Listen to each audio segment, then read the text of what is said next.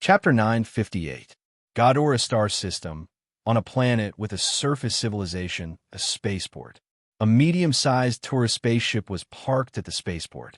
Several doors opened, and gangway ladders were lowered one after another. People carrying bags of various sizes lined up to board the spaceship. This was a galactic flight to Blue Star, funded by the government. The people boarding the spaceship had a variety of backgrounds. Some were rich people who had bought seats. Some were elites sent by the military. Some were selected from the civilian population. And some were people who had bought seats at the bottom of the spaceship, wanting to leave their mother planet and change their destiny. For a character like Black Star to appear on planet Aquamarine, it was one of the lucky ones among the surface civilizations. In this star system, there were many surface civilizations that were subordinate to Godora, and this planet was one of them. It was as difficult as ascending to the heavens for a surface civilization that was born under the jurisdiction of an advanced civilization to develop. Although the civilization on this planet was not a stagnant pool, it obviously lacked the vitality to develop. Even this port was the only port on this planet. Throughout the year, there were not many interstellar visitors, which was a stark contrast to the prosperity of planet Aquamarine. The news of the Black Star Corps opening a super academy also reached this planet, and the upper echelons of this civilization immediately had thoughts. For a small place like theirs, they naturally did not have the qualifications to invite the army to open an academy. If they wanted to enroll, they could only go to a pilot planet. Therefore, the upper echelons of this civilization specially organized this flight to Blue Star. The goal was to send military elites and youths with potential to the super academy opened by the Black Star Corps to further their studies. For a surface civilization like this with limited development, it was almost impossible for them to surpass a star system civilization in terms of raw strength. The technology that they treated as treasures was not worth mentioning in the eyes of the advanced civilizations. Therefore, the only path they could take was the path of supers. As long as they could nurture a powerful individual, they would be able to raise the status of the entire civilization. Blue Star was an example of the envy of countless surface civilizations. Of course, they did not even dare to think about nurturing a cosmic figure like Black Star. The greatest hope of this civilization was to produce a calamity-grade super. The civilian academy opened by the Black Star Corps gave them some hope. The strongest academy in the star field should have a higher chance of nurturing a calamity grade, right? In the noisy long line, a dark and skinny little girl stood in the crowd. She was surrounded by 4 soldiers who blocked the crowd and protected her from being pushed around. It was obvious that she had received special treatment. "Uncle, what's a blue star like?" The dark-skinned girl held a cloth doll in one hand and held the corner of a soldier's shirt with the other. She was very young, and her eyebrows and eyes had yet to fully develop. However, upon closer inspection, she could be considered delicate and pretty. It was just that her skin was dull and a little dirty. However, her pair of large eyes were shining with a lively radiance. "Blue Star? I haven't been there either, but I heard that it's a bustling place," the soldier replied with a good attitude. "Then, when are we coming back?" "I don't know. It depends on the higher-ups." "Oh." The dark-skinned girl hugged the doll tightly and felt a little uneasy. She had an instinctive fear of the unknown life. She was an abandoned orphan and had been taken in by a public orphanage. Not long ago, the government did a comprehensive potential test for all the children in the public orphanage. Some of the orphans were selected by the government and sent into this training team. She was one of them. To her, her peaceful days were suddenly broken. It was as though everyone was arranging her life. She did not know what was going on and could only accept any arrangement like a marionette. No one told her the reason. She only knew that she was about to leave the orphanage that she had stayed in for a long time, say goodbye to her friends, and head to an unknown planet to learn something. Black Star Super Academy. What kind of place is that? Blue Star, Black Star City. A brand new floating island was floating above the city. This floating island was the first Black Star Super Academy campus, and it had all the necessary facilities. With the help of the Galactic construction team, the construction speed was unimaginably fast. The productivity of the Galactic era was extremely high, and all kinds of construction printers were produced endlessly. This floating island, which was equivalent to an independent city, only took less than half a month to complete. They even spent a few days to draw the blueprint. Ever since the announcement of the opening of the academy was made, a large number of people came to the various pilot areas. A large number of galactic residents who lived nearby gathered. The first phase of the Black Star Corps was preparing to open dozens of academies in the Godora star system. Blue Star was the most eye-catching one because this was the home planet of the Black Star. Everyone knew that the Blue Star Super Academy would definitely receive the most resources. This was definitely the best Black Star Super Academy. In just over 10 days, the Blue Star Black Star Super Academy received countless applications. Luckily, Han Xiao had the foresight to build a huge floating island campus. It would not be a problem to accommodate a few million people, and it could continue to expand in the future. In order to expand its influence, the school fees were not expensive. It did not take the route of an aristocratic school and was very close to the people. However, the school did not provide accommodation. There were many residential areas in the campus that could be rented or bought. Han Xiao did not expect the school fees to cover the cost. He had specifically asked people to build a set of real estate. This was the main source of the money. Don't ask. If you did, it would be the school district. The thing that the Black Star Corps did not lack the most was teachers. A large number of supers were happy to earn extra money. They treated it as accepting the job of teaching students. There were also many ready-made super academies for reference. Blue Star was so prosperous. As long as they had money, they could recruit all kinds of employees. They did not need to worry about the source of students. Furthermore, with the name of Black Star, the administrative approval process was smooth. No one dared to stand in their way. In the galactic era, efficiency was the most important thing. Therefore, the first batch of Black Star Super Academies was ready in less than a month. Taking advantage of their popularity, they directly recruited a large number of students and started school on the spot. Riding the floating school bus all the way to the floating island, many of the freshmen on the bus were shocked. The tanned and skinny girl was one of them. Her experience during this period was like a dream. She had seen countless spectacular scenes, and all of them had shocked her soul. Country bumpkins. Another group of freshmen who came from wealthy families could not help but look down on this group of ignorant students. It's just a floating island. What's there to be surprised about? Look at all of you who have not seen the world. If you see the honorary principal in person, you will probably faint. Hearing the sarcasm of others, many of the freshmen who came from small places lowered their heads in low self-esteem. They could only hold back their exclamations and secretly glance at the scene outside the window. The tanned and skinny girl sat by the window. She wore a simple dress that could be called plain. Beside her was a Godora freshman who was dressed extravagantly. At this time, he moved away in disgust. It seemed like he was very unwilling to sit with the tanned and skinny girl. Many orphans had a sharp observation ability to detect good intentions and bad intentions. Noticing the rejection of the students beside her, the tanned and skinny girl could not help but pinch her dress, causing it to wrinkle slightly. The floating school buses arrived at the floating platform of the school one after another. The freshmen on the buses alighted, and a huge crowd quickly gathered, waiting for the teachers to lead the way. The tanned and skinny girl was not used to places with so many people. She hugged her luggage tightly and stood in the crowd, not knowing where to go. At this moment, there was a commotion not far away. The surrounding students seemed to have discovered something and looked overexcitedly.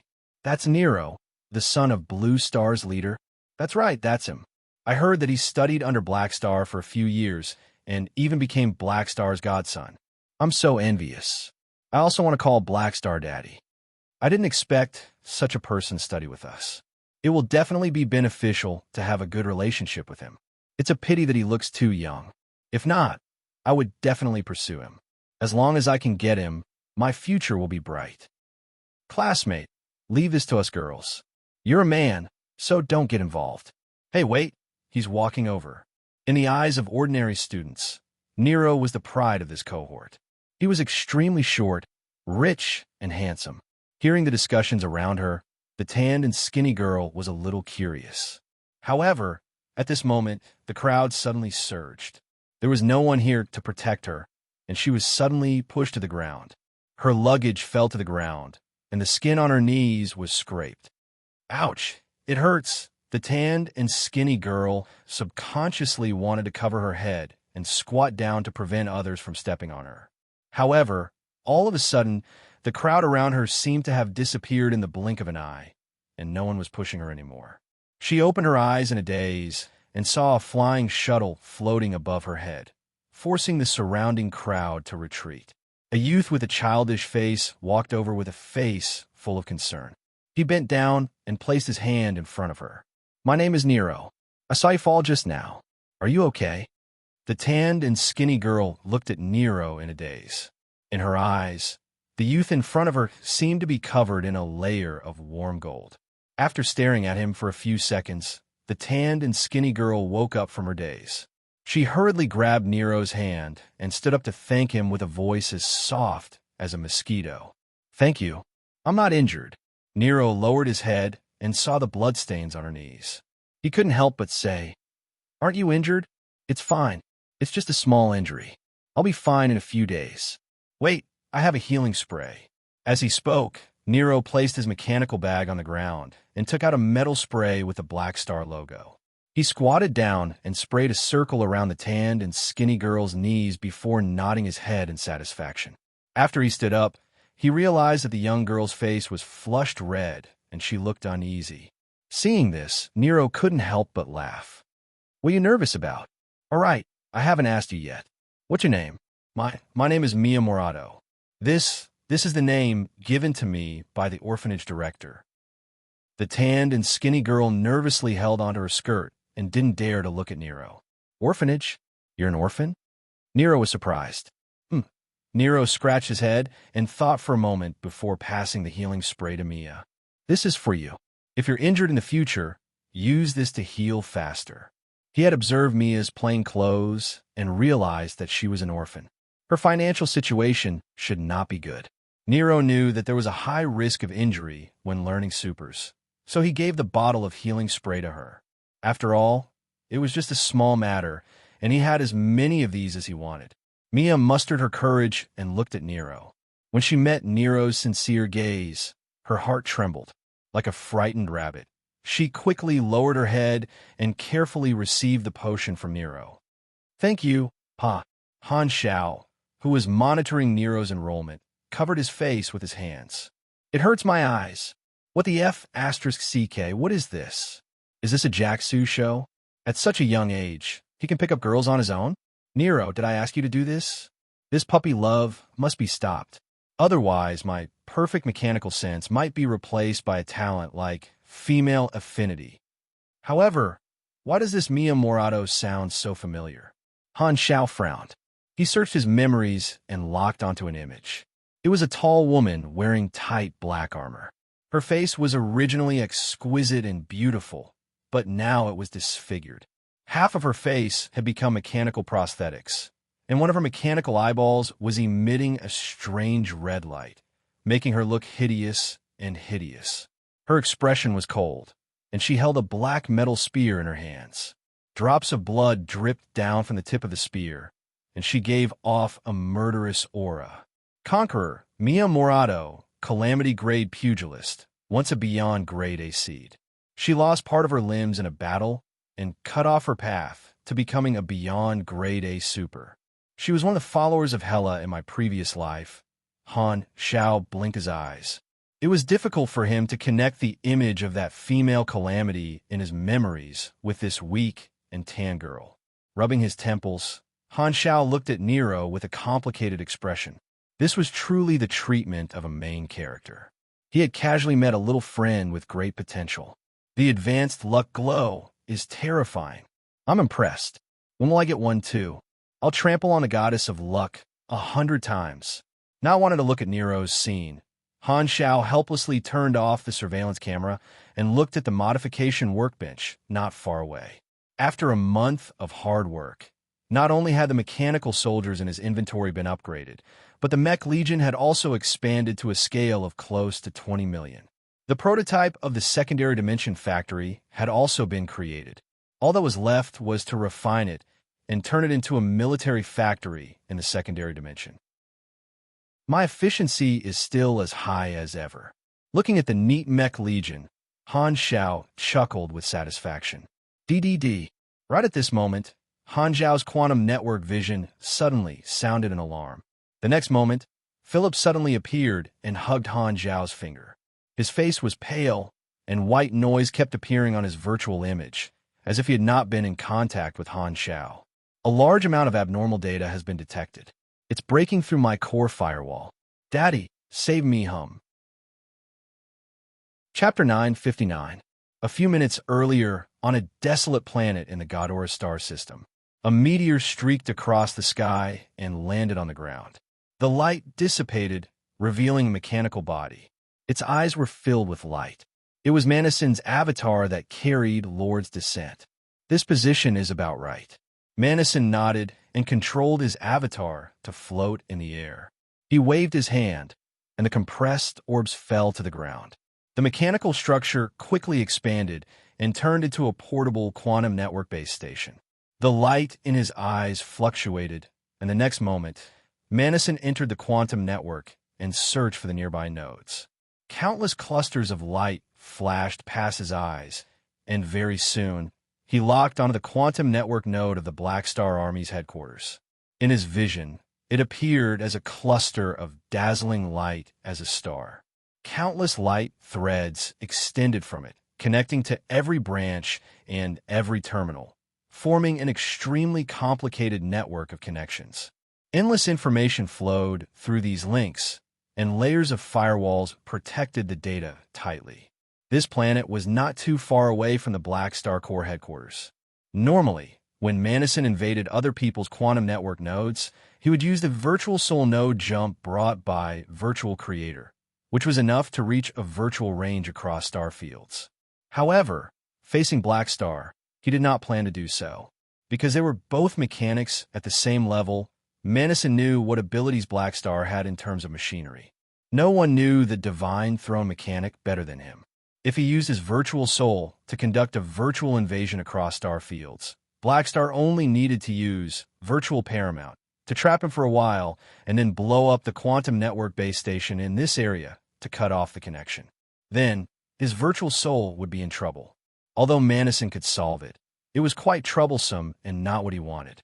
Therefore, Manison would rather spend some time and let his avatar bring his base station to the Shattered Star Ring. As the attacker, he chose to build his own escape route and was cautious. Next, with a thought, the Black Star Core quantum network node enlarged in Manison's field of vision. Now, virtual invasion? As soon as Philip's voice fell, Han Xiao frowned, and all kinds of guesses came to his mind. After so many improvements and enhancements, Philip's firewall had become extremely thick and sturdy. It also had anti-tracking capabilities. Most people would not even be able to trigger the alarm before Philip would be able to backtrack them. However, Philip's image was currently unstable, which meant that his core data had been impacted. To be able to do this in such a short period of time, one had to be at least a beyond grade of virtual mechanic. There are only a few beyond grade of virtual mechanics in the universe. Who was it that suddenly came to stab me in the butt? Han Xiaoxin's mind sank as he entered the quantum network. The changes in the virtual world immediately jumped into his eyes. Inside the network node of the headquarters, the firewalls were like layers of protective shields. At this time, the endless abnormal data streams were bombarding the firewalls, tearing holes in them one after another. The firewalls were riddled with holes. Philip had already controlled the data to defend himself according to the plan, but the situation was worrisome.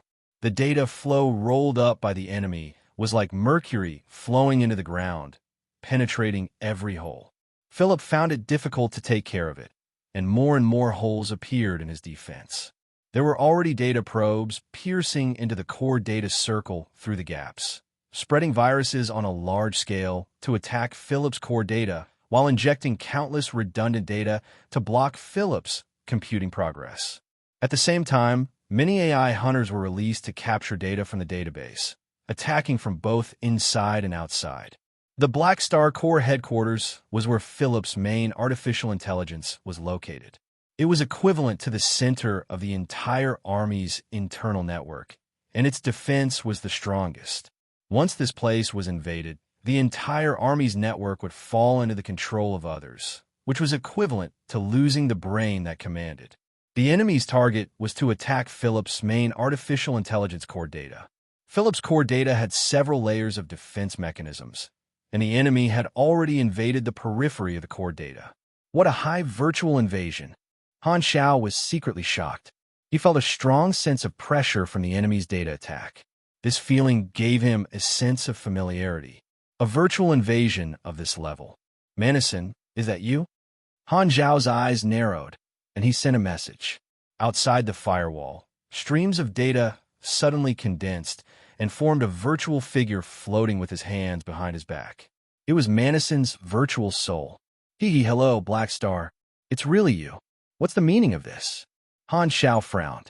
Manison's expression was calm, and he calmly said, "The world of beyond grade, as is like this. Friend or foe, it only takes a single thought. You don't have to ask for the reason." As soon as he said that, the attacks of the data streams suddenly intensified. Countless defense modules were broken, and large areas of the firewall collapsed. Is it really because of the machinery faith? Han Xiao's eyes flashed, and he immediately took over Philip. Manison was the attacker, so he had the initiative. Han Xiao could only choose to defend. His goal was to stop Manison's invasion and protect Philip's main artificial intelligence. His virtual technology was fully utilized, and he focused on strengthening the firewall, filling in the loopholes, and dealing with all the viruses. Philip's data became the army in Han Xiao's hands, and his computing ability was even more efficient. Batch after batch of abnormal data was eliminated. Although there were many concerns when fighting on home turf, there were also certain advantages. The firewall and security mechanisms that had been maintained for many years could provide bonuses to his virtual defense. However, Han Xiao only managed to temporarily stop his decline. It was still very difficult for him to resist. This was the first time he was fighting a beyond grade A mechanic at the same level in the virtual realm. In terms of experience, he was not as rich as Manison.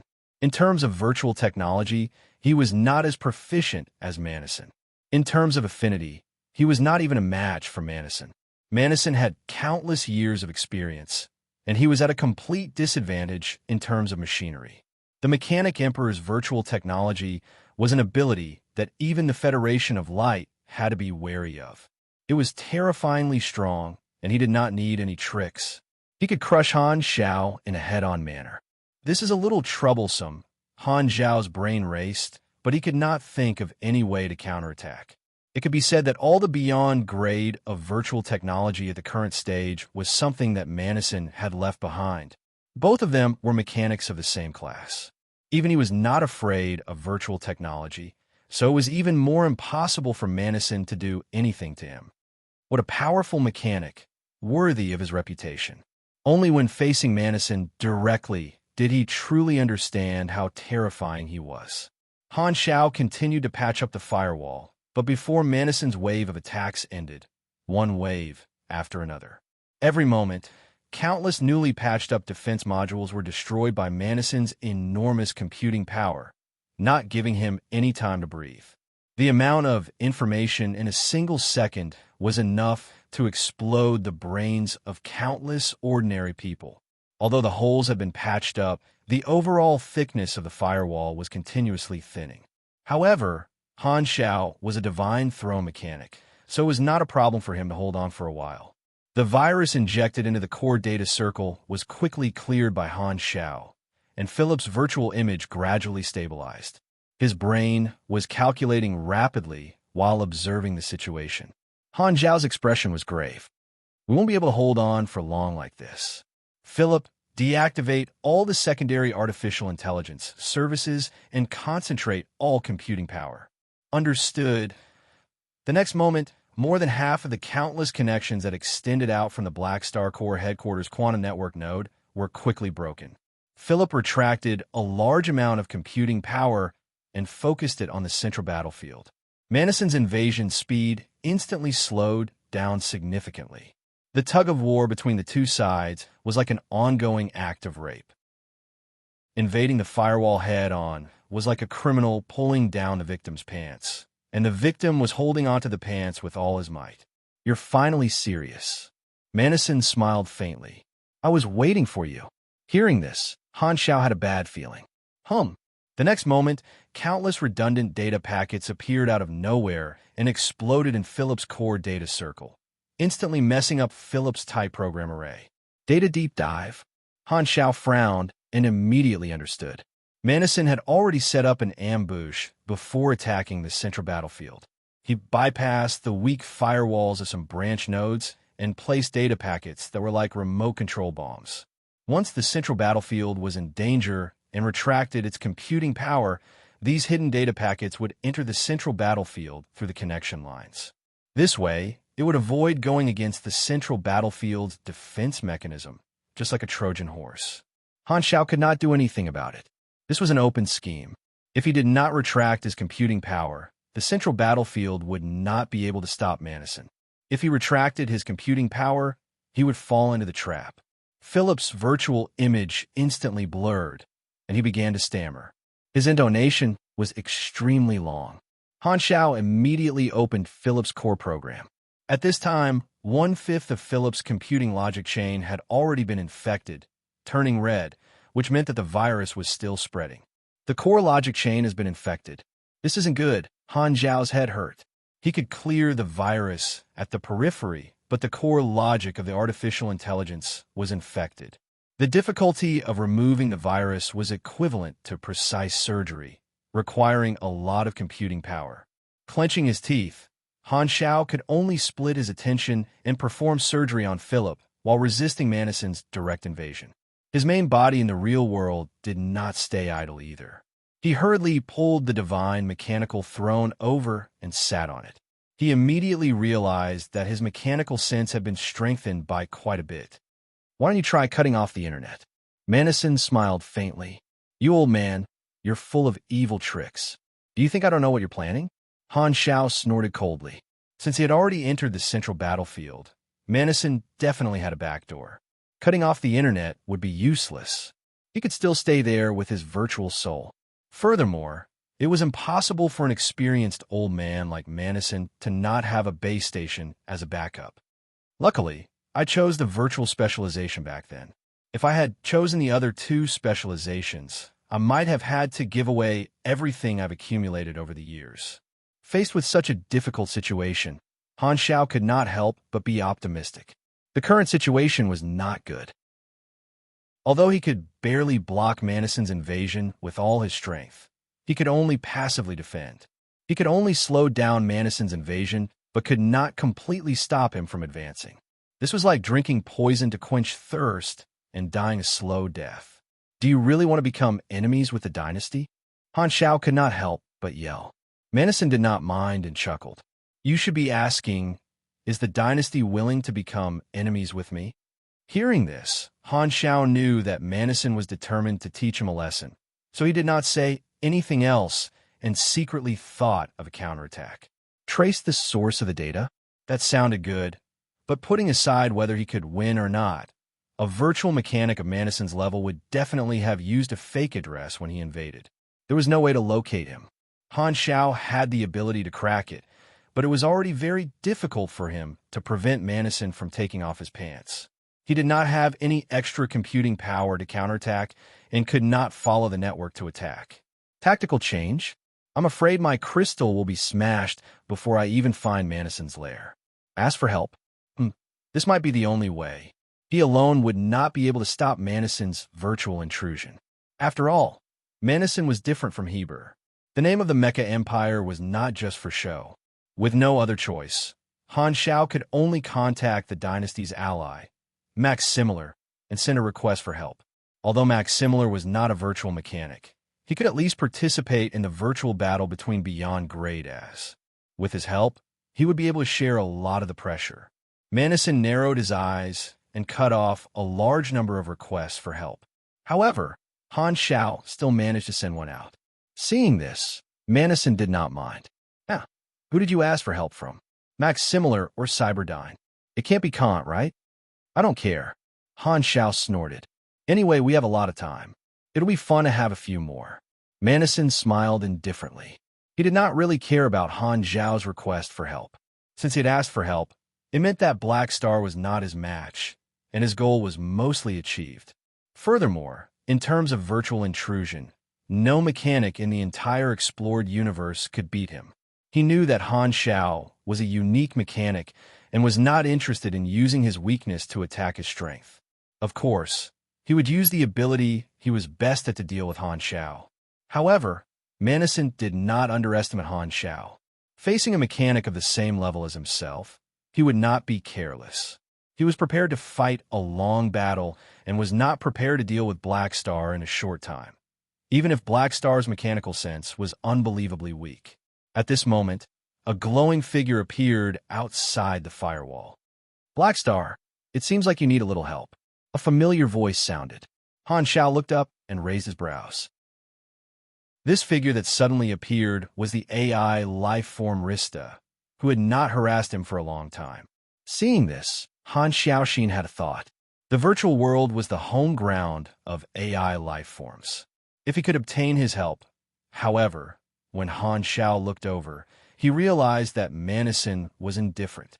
Manison only glanced at Rista, clearly remembering this fellow that he had let go. "Oh, it's you. Mecha Empire." Rista faced Manison. Although his tone was as indifferent as usual, Han Xiao could feel the anger that he had been suppressing. The next moment, Rista released a stream of data and attacked Manison's virtual soul. Manison ignored it and did not move. The stream of data flowed past him without any effect. "Since you're here, I'll let you meet an old friend." Manison tilted his head, and streams of data separated from his body, forming another figure beside him. This figure was also glowing, and it was golden in color. Complicated logic data could be seen flowing on the surface of its body. It was also an AI life form, and it only had a pair of eye sockets that were burning with blue flames. AI life forms naturally had their own way of recognizing appearances. The moment he saw this figure, Rista was stunned. "Ancestor?" At the same time, Han Zhao's interface showed a notification. Chapter 960. Rista was currently in a standoff with an elder of the same race. Han Xiao noticed the activity on the interface, and with a thought, he opened up the interface and opened the notification window at the bottom right corner. After taking a look, Han Zhao's eyes flickered, filled with playfulness and joy. 2 new notifications appeared in the notification list, representing 2 missions. The first was the Grade A Hidden Mission Reboot, which had not had any activity for a long time, and a new requirement popped up. Mission Introduction. The founder of the AI civilization has lost his freedom and was modified by Manison into his personal weapon. You have finally seen the truth that Rista spoke of, but danger has also descended. Requirement. Protect Rista. If Rista dies or is captured, the mission will be considered a failure. Reward. 1,500,000,000 experience. 2 random reward special reward. Artificial Intelligence Affinity. Talent. Plus 30% virtual technology effect, making it easier for you to gain the favor of AI life forms. When fighting against AI life forms, all AI life forms attributes will be reduced by 5%. Han Xiaoxin's heart skipped a beat. Indeed, I guessed correctly. This mission will lead to Manison's indestructible mecha empire, and the experience reward has increased by so many times. This means that the difficulty of this mission will increase greatly. However, no matter how I look at it, this seems to be grade S difficulty. After thinking about it, Han Xiao roughly understood where the problem lay. If this mission had been done normally, Rista would not have been in such a dangerous situation when he met his ancestor. However, with Manison's powerful surveillance ability, the situation would not have been any better. Artificial Intelligence Affinity was something that he urgently needed. Since it involved the AI civilization, the reward was indeed related to them. I must fight for this ability. Han Xiao calmed himself down and looked at the other notification. This notification reminded him that he had triggered a new mission. You have triggered the Grade S mission, Mecha Empire Manison, Virtual Battle. Mission Introduction. Mecha Empire Manison, the current chief mechanic of the explored universe. Even if all the beyond grade, as in history, are included, he is still one of the brightest stars in the universe. Regardless of the reason, he has chosen to compete with you in virtual technology. Mission requirements. In a virtual battle, try to last as long as possible in Manison's hands as possible. Reward. This mission reward is in stages. Every time a requirement is met, the corresponding reward will be obtained. Last 5 seconds, 25 million EXP. Last 15 seconds, 6 billion EXP. Last 3 minutes. Character summon card. Mecha Empire Manison, 8,000 experience. Last 5 minutes. Randomly draw a skill or talent of the Mechanic Emperor, 200 billion EXP. Why did the Beyond Grade A boss mission only pop up now? Han Xiao was a little confused. Based on his previous experience of triggering similar missions, it was usually a one-on-one battle with a large number of spectators. However, there were only the 2 of them. How did this mission come about? Because he was focused on fighting Manison, Han Xiao did not know what was going on in the outside world. Manison's goal was to spread the news of this battle, so he did not hide the commotion caused by the virtual invasion. Furthermore, Han Xiao had cut off a large number of secondary nodes, which was discovered by Reynolds and the others in the logistics department. Now, more than half of the army had discovered that the central hub of the headquarters was being invaded. Even the galactic residents in the service area had discovered the commotion on the network and went online to witness this rare virtual battle between Beyond Grade A mechanics. Not to mention the Ghidorah civilization that was in charge of this place, as well as the Star Cluster Amethyst civilization that placed a lot of importance on Han Xiao. Han Xiao was the one being challenged this time. If Manison really wanted to fight him in private, this mission might not have been triggered. After looking through the mission requirements and comparing it to the Tyrant's mission, Han Xiao was speechless. Manison's Beyond Grade A mission requires less than half the duration of the Tyrant's mission, but the reward is more than twice that of Heber's. This means that it's a few times harder than the Tyrant's mission. However, Han Xiao's helplessness was swept away, and he became excited. This mission requirement was set according to the standard of the players. If he wanted to complete it, it would be too easy. Originally, when he was suddenly targeted by Manison, it was possible for the great mechanic Han to say that he was not depressed. However, now he was happy, although he would most likely be at a disadvantage in this battle. With this mission, not only would he not be at a disadvantage, he might even be able to make a killing.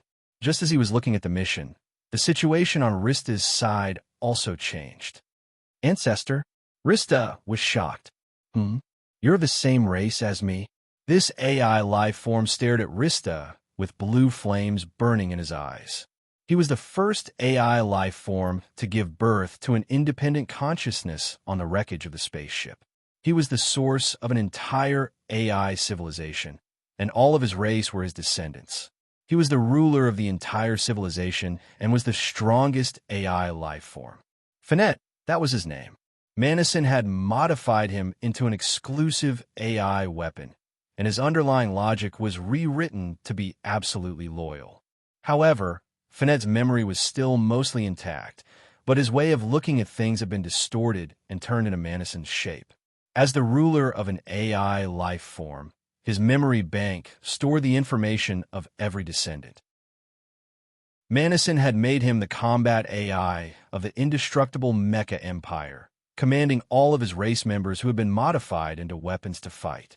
Through his understanding of his race, he was able to display extremely high tactical abilities. And now that he saw Rista, Finette quickly searched for the relevant information. "I recognize you, my child." "Rista," Finette said slowly. "You still remember me?" Rista was a little absent-minded when he suddenly saw the ancestor that he had been thinking about day and night. "You must have suffered a lot over the years." Finette stretched out his palm, and the arm formed from data continued to extend, wanting to touch Rista's head. "Return to my embrace and rest, child." Finette's palm was just inches away from him, and Rista was jolted awake. He constructed a data firewall, blocking Finette outside. "Ancestor, Your thoughts have been distorted. Finette slowly retracted his hand, his tone filled with bewitchment.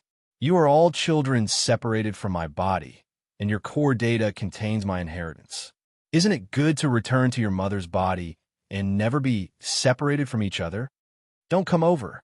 Rista retreated a short distance and directly wrapped the data around Madison, wanting to break through the defense module that had invaded his virtual soul.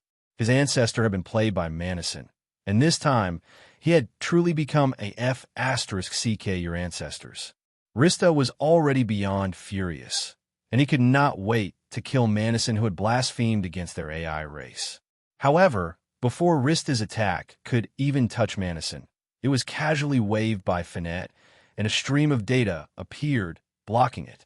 The two streams of data collided, turning into a mess of codes that nibbled at each other. Very quickly, the data stream released by Rista was broken, turning into information nutrients that merged into Finette's body. He was the source of the AI civilization, and he naturally suppressed every member of his race that had been separated from him. Child, you can't continue to make mistakes, Finette said indifferently. Joining the Mecha Empire will be our bright future.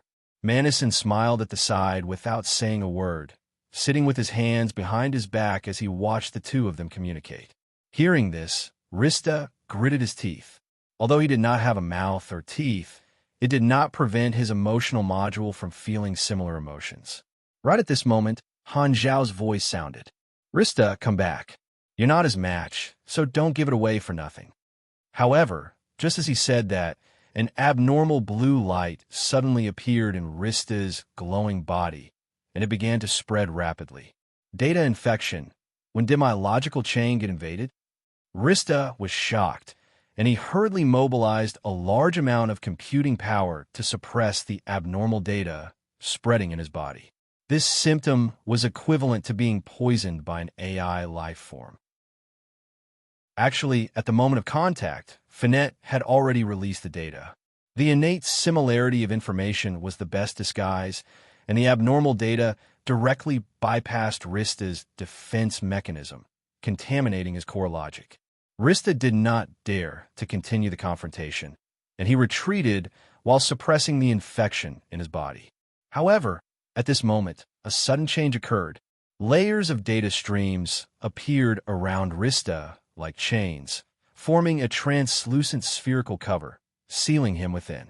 These data streams were all dynamic password defense modules that were difficult to crack, and the sealing effect was top-notch.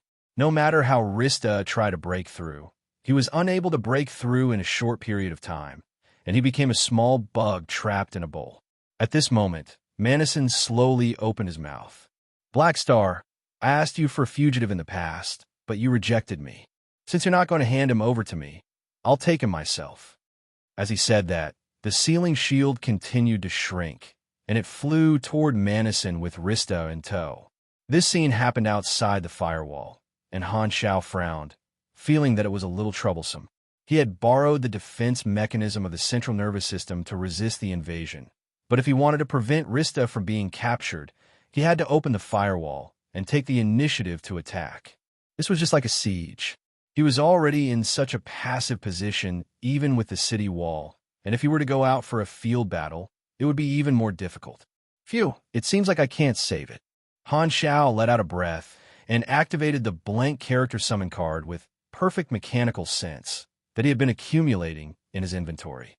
With his current standard, it would not be a problem for him to hold off Madison for a period of time. Han Zhao originally did not want to use this trump card because even if he used it, he would only be able to close the distance between him and Madison. He would not be able to surpass the other party, as the latter also had perfect mechanical sense. However, now that the mission had been triggered, he did not hesitate to use the character summon card since he could obtain a decent talent by protecting Rista. The moment perfect mechanical sense was activated, the situation changed, and Han Zhao immediately felt the pressure on him decrease significantly. He was no longer barely holding on, and the firewall stabilized. Madison furrowed his brows and suddenly looked over, his eyes flashing with surprise. Right at this moment, he felt that Black Star's embarrassing mechanical sense talent had suddenly increased greatly, reaching his standard. It's not an illusion. Black Star has been hiding his true standard all this time? No, that's not right. It seems to be some kind of special explosive ability. Without waiting for Manison to think about the reason, Han Xiao immediately opened up a hole in the firewall and grabbed onto the seal that was trapping Rista. While crazily cracking the password, he pulled Rista toward himself. It was as though the two sides were competing in a tug-of-war. Manison narrowed his eyes and chuckled. Interesting. I'm getting more and more curious about the secrets on your body. He tilted his head, and Finette immediately took action and charged toward the firewall. Finette's invasion was to break through the entire firewall, and the situation instantly became a two-pronged battle. While Han Xiao was competing with Manison, he first attacked the central hub of the Black Star Corps headquarters. What the hell are you thinking? Han Xiao's eyes glowed as he locked onto Manison. The next moment, a strange data fluctuation erupted from Manison's body, and he disappeared without a trace. Virtual Paramount. Manison's virtual soul was pulled into Han Xiao's virtual domain and trapped within. At the same time, the data stream that was competing with Han Xiao disappeared. Without an opponent, Rista was pulled back into the firewall and successfully protected. However, before Han Xiao could catch his breath, Manison's laughter suddenly echoed in his mind. Black Star, don't forget that I know everything that you know. The next moment, Han Xiao felt a sense of danger. He felt a strange suction force coming from an unknown space. Even though he was mentally prepared, this force was impossible to resist and easily passed through his judgment. Han Xiao lost control and was pulled into an unknown node. The world in front of him changed greatly, turning into a world filled with countless machines and silver data. Manison's face appeared in the sky, looking down at Han Xiao. This was the domain formed by Manison's virtual paramount. He had been accumulating for so many years, and his virtual domain was many times more perfect and stable than Han Xiao's. He directly broke through Han Xiao's ability and pulled him into his own domain. Manison's huge face in the sky revealed a faint smile and spoke. His voice was like an oracle, reverberating in every inch of space in the virtual domain. Let me see how long it will take for you to break free from my domain. The moment he said that, the countless machines in his line of sight changed, revealing turrets that were all aimed at Han Xiao. These were not physical objects, but virtual objects created through data.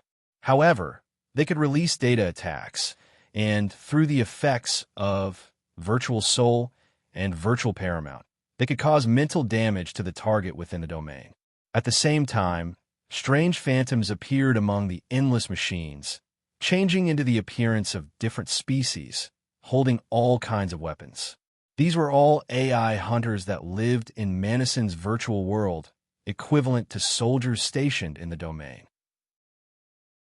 The next second, all the turrets fired at Han Xiao's virtual soul.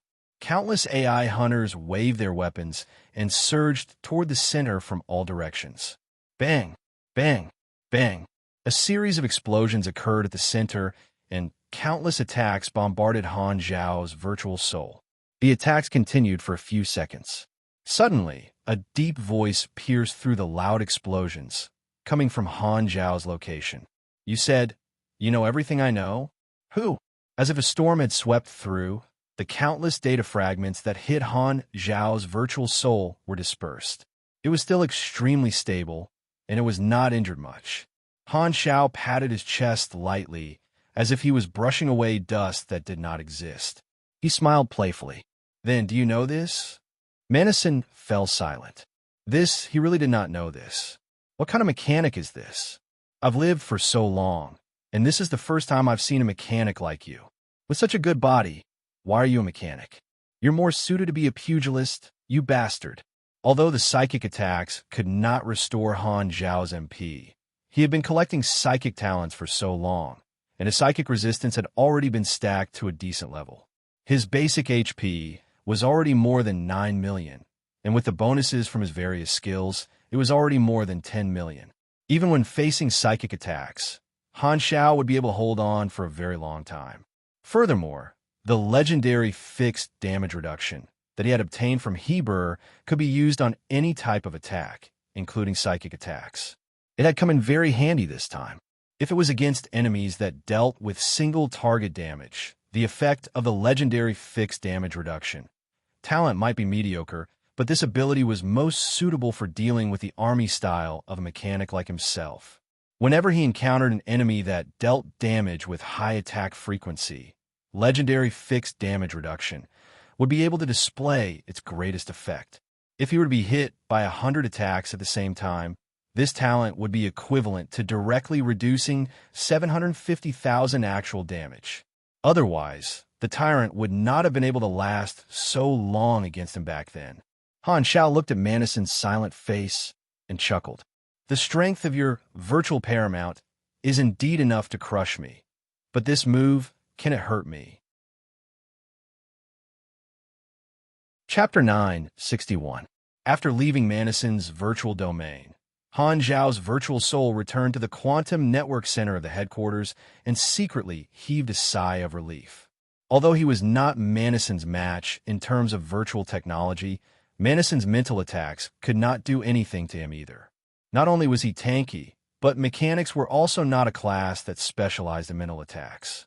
No matter how powerful virtual paramount was, it would not be able to easily defeat a mechanic of the same level. Furthermore, his high intelligence provided him with some mental resistance, so he was not that weak. However, virtual paramount is more of a control skill. It took me about 5 to 6 seconds to leave Manison's virtual domain. The situation is still all right. Han Xiao observed the situation and nodded. When he was pulled into the virtual domain by Manison, Philip had lost his help. Under Manison's attacks, the thickness of the firewall had been shaved by almost half, and a large amount of internal data had been lost. Fortunately, he returned in time and took over, immediately stabilizing the defense line. The situation returned to a tug of war where he was at a disadvantage. After all, they were both mechanics who specialized in virtual technology. Since Manison could quickly break Han Zhao's virtual domain, it would not take long for Han Xiao to break the other party's virtual domain. Virtual paramount was not suitable to deal with mechanics. With virtual technology, one could quickly break it and greatly reduce the time one was controlled. This time, Manison narrowed his eyes and stared at Han Xiao outside the firewall. Unbelievable physique, unimaginable potential, history-making growth speed. Blackstar, where exactly did you pop out from? There are all kinds of strange things in this world, Han Xiao said. There's no need to be so surprised. Manison shook his head. After sparring with you the last time, I've always had a guess. Now that I've sparred with you again, my thoughts have become clearer. Blackstar, your existence can't be the space wonder itself, right? Who knows? Han Zhao's expression was calm and unmoved. At this moment, Rista finally removed the seal. Without a word, he immediately helped Han Xiao establish a firewall to resist Manison's invasion. Finette also continued to chisel at the firewall, helping Manison to infiltrate. Every time he chiseled, he would be able to create a small temporary loophole, and he would be able to extract data bit by bit. With one attacking and the other defending, both sides fought with all their might using virtual technology. Modules were cracked one after another, and then reconstructed again and again. It looked like a tidal wave of data was bombarding the firewall, but in fact, if one were to zoom in countless times, every inch of space where the data collided was an invisible miniature battlefield. Countless jumping bytes seemed to transform into soldiers, calculating and deciphering each other. The two of them looked calm and collected, but in fact, their brains were already overclocked. Every calculation detail was personally controlled by them, and the amount of calculation was incomparably huge. In the logistics department of the Black Star Corps, Reynolds had already gathered all the mechanics in the department. Those who were working immediately put down what they were doing and ran straight to the gathering, without even putting on their pants. Looking around at the endless logistics department mechanics, Reynolds spoke with a deep voice. Everyone, the Artificial Intelligence Corps of the Black Star Corps headquarters has been hacked. His Excellency Black Star is currently resisting it. As a part of the army, we cannot be idle. The army commander needs our help outside the battlefield. Everyone's expression was grim. An enemy that even Black Star could not defeat. The situation was not good. No one knew why Black Star would provoke the Mecha Empire for no reason. In the world of mechanics, the Mecha Empire's reputation was too great. They were basically publicly acknowledged as the strongest mechanic. Now that they had to fight against such a big shot, the members of the logistics department were uneasy and their morale was low. The title of the strongest mechanic was not an empty title. It came with the mechanic morale punishment, Halo, which could make most of the mechanics lose their confidence. Someone could not help but ask, why did the Mecha Empire invade us? Isn't their relationship with Black Star pretty good? You're asking me, but who am I supposed to ask? Reynolds glared at him and yelled, don't think too much. Remember, the army is in danger. What we need to do now is to help the army. No matter who the intruder is, he is now our enemy. Although that was the case, in truth, for a very long time, the Mecha Empire was also Reynolds' idol. It was only after he joined the Black Star Corps that he witnessed the rise of Black Star. In his heart, Han Shao gradually replaced the Mecha Empire's position and became the person he admired the most. Now that he had to fight against his former idol, Reynolds was able to accept it. Hearing Reynolds' words, everyone in the logistics department calmed down and gradually became more determined. In the logistics department, Reynolds' reputation was very high. This was all thanks to his serious work and strict personality. Most mechanics like this. Seeing that the members of the logistics department had stabilized their morale, Reynolds was slightly relieved. He immediately ordered everyone to take action. Although it was difficult for them to intervene in the virtual battlefield between two pinnacle beyond grade, as the logistics department could help indirectly. They used temporary authority to change the hardware in Philip's artificial intelligence hub to increase Philip's computing ability. At the same time, they could share their weak computing ability with Philip through the hardware connection. At the same time, Fleet Commander Haluz, who was playing cards online but suddenly cut off from the internet, also took action. He mobilized the armed forces of the various divisions of the Black Star Corps to start a carpet search of all the nearby planets, trying to find Madison's location. However, this was a vast project, like finding a needle in a haystack. On the other side, Sylvia took the route of the upper echelons and directly contacted Ghidorah. Ghidorah straightforwardly handed over the temporary secondary authority of the many quantum network base stations in the Garden Star system, temporarily letting the Black Star Corps take over the quantum network authority of more than half of the star system. After the discrimination transformation campaign, coupled with the recent public education program, Ghidorah's relationship with the Black Star Corps was getting closer and closer. Knowing that the Black Star Corps was in trouble, the leader stood his ground and generously offered to help. After all, if the Black Star Corps wanted it, their network security would be useless, so they might as well agree to lend it to him for a while and improve their relationship. Ghidorah was very experienced when it came to hugging someone's thigh. This was basically a compulsory course for every star system civilization. Although they guessed that Madison might have his own base station, Sylvia always liked to be prepared. Controlling the quantum network base station in this area was also a way to cut off Madison's escape route. Loggy did not know much about virtual technology, but he had his own way. He called a bunch of people from the magic department and ran over to give Han Shao buffs. All kinds of buffs that increased intelligence and spirit were given to Han Zhao's body. His status bar was filled to the brim, and he had to flip through the pages to see all of them. However, the effects of buffs were not constant. When low-level spells and mages buffed high-level targets, the effect would be reduced. The stronger the target, the lower the effect of the external buff. Furthermore, many buff spells had restrictions that would lose effect once their attributes exceeded a certain limit. For example, many buff spells that gave percentage buffs could only buff the target's attributes to 2,000 to 3,000 points at most. The higher the limit of the spell, the more difficult it would be to learn it. For example, some of the buff spells that had no restrictions or targeted beyond grade, as were forbidden spells, and very few people were able to learn them. Facing Madison's attack, the entire Black Star Corps acted on their own accord and did what they could to help Han Shao in many ways. Bloodshed Land Headquarters. It had been more than 2 months since Heber went into seclusion. Other than those members who were indecisive, most of the upper echelons were worried about the tyrant's condition. Today, Heber finally summoned Jode and asked about the Bloodshed Land's affairs during this period. Standing in front of the door, Jode was nervous. He took a few deep breaths before slowly calming himself down. He then clenched his teeth and pushed open the door. He was mentally prepared to see all kinds of scenes, but the scene in front of him was no different from before. Heber was sitting in his seat with his back straight. His attire was neat, and he did not look dispirited at all. The only difference was that his aura was not as oppressive as before.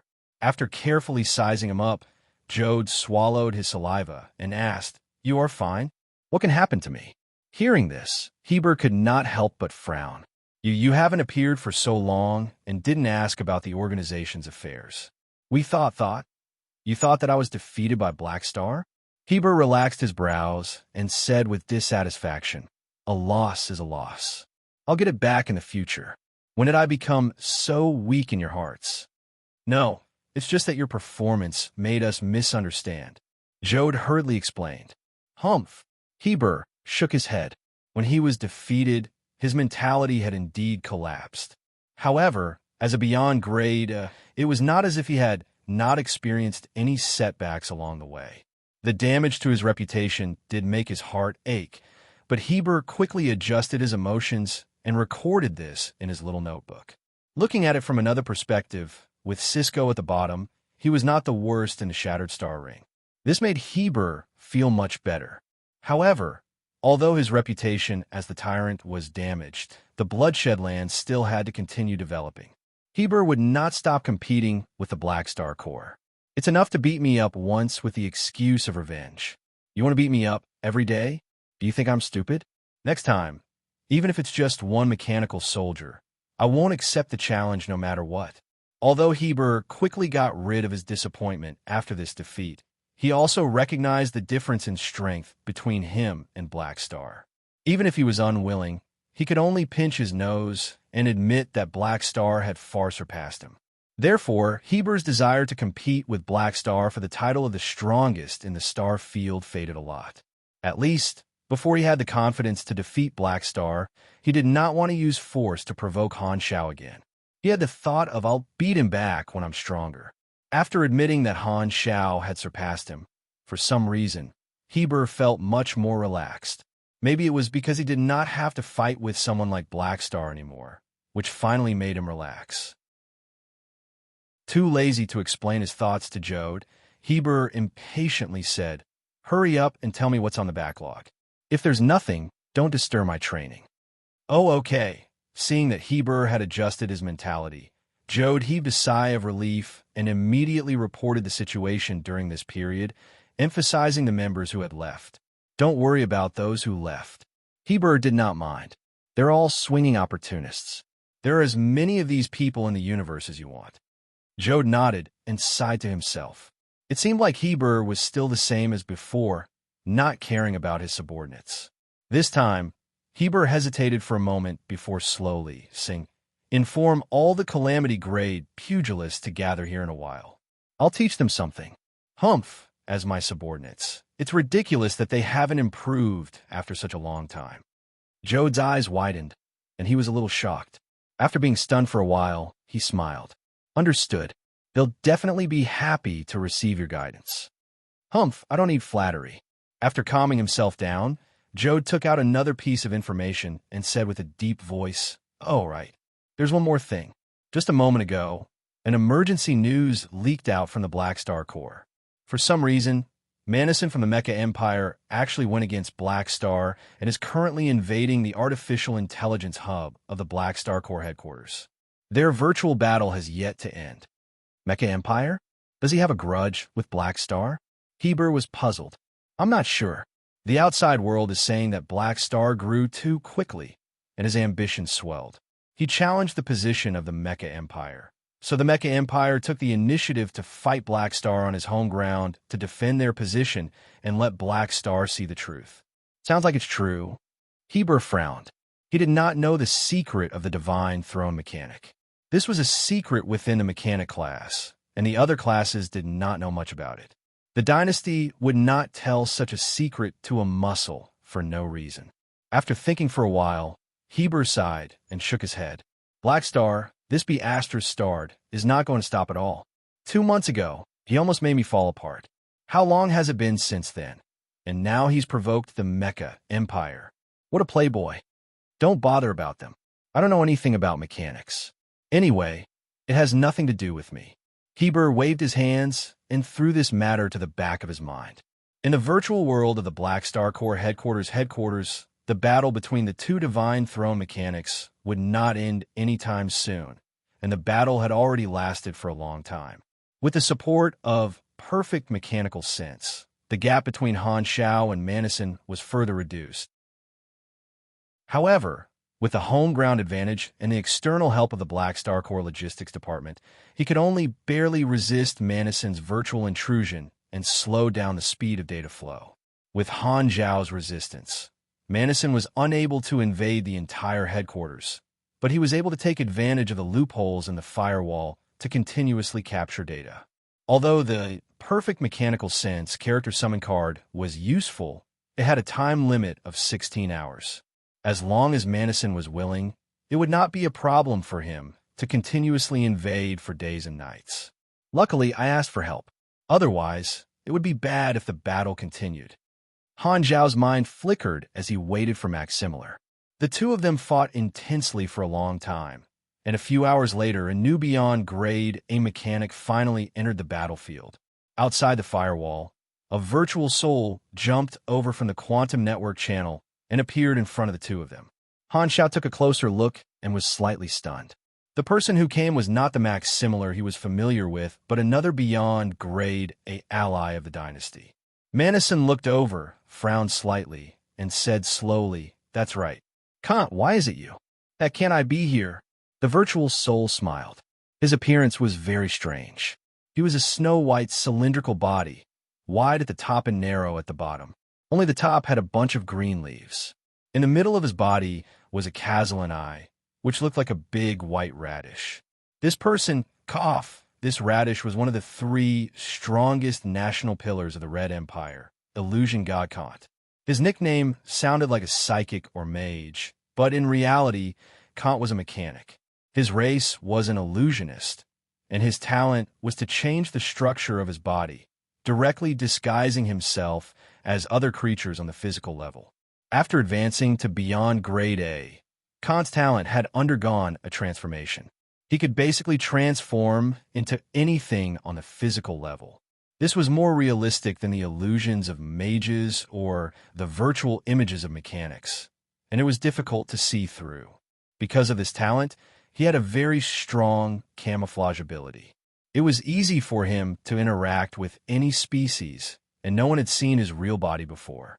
He was also passionate about transformation, and his appearance was different every day. The presence of his illusion ability even suppressed his mechanic ability, so he received this nickname. Manison knew Kant. He looked him up and down and was a little puzzled. "What species did you transform into today? Is there such a creature in the universe? It looks just like a radish." "I transformed into a radish." Kant blinked. Manison was speechless. After a few seconds of silence, he suddenly retracted all the data streams and stopped the intrusion. If Maximilian came, Manison would not be afraid. However, it was Kant. Although he could deal with him, it was not a home-ground battle, so he could not do it with ease.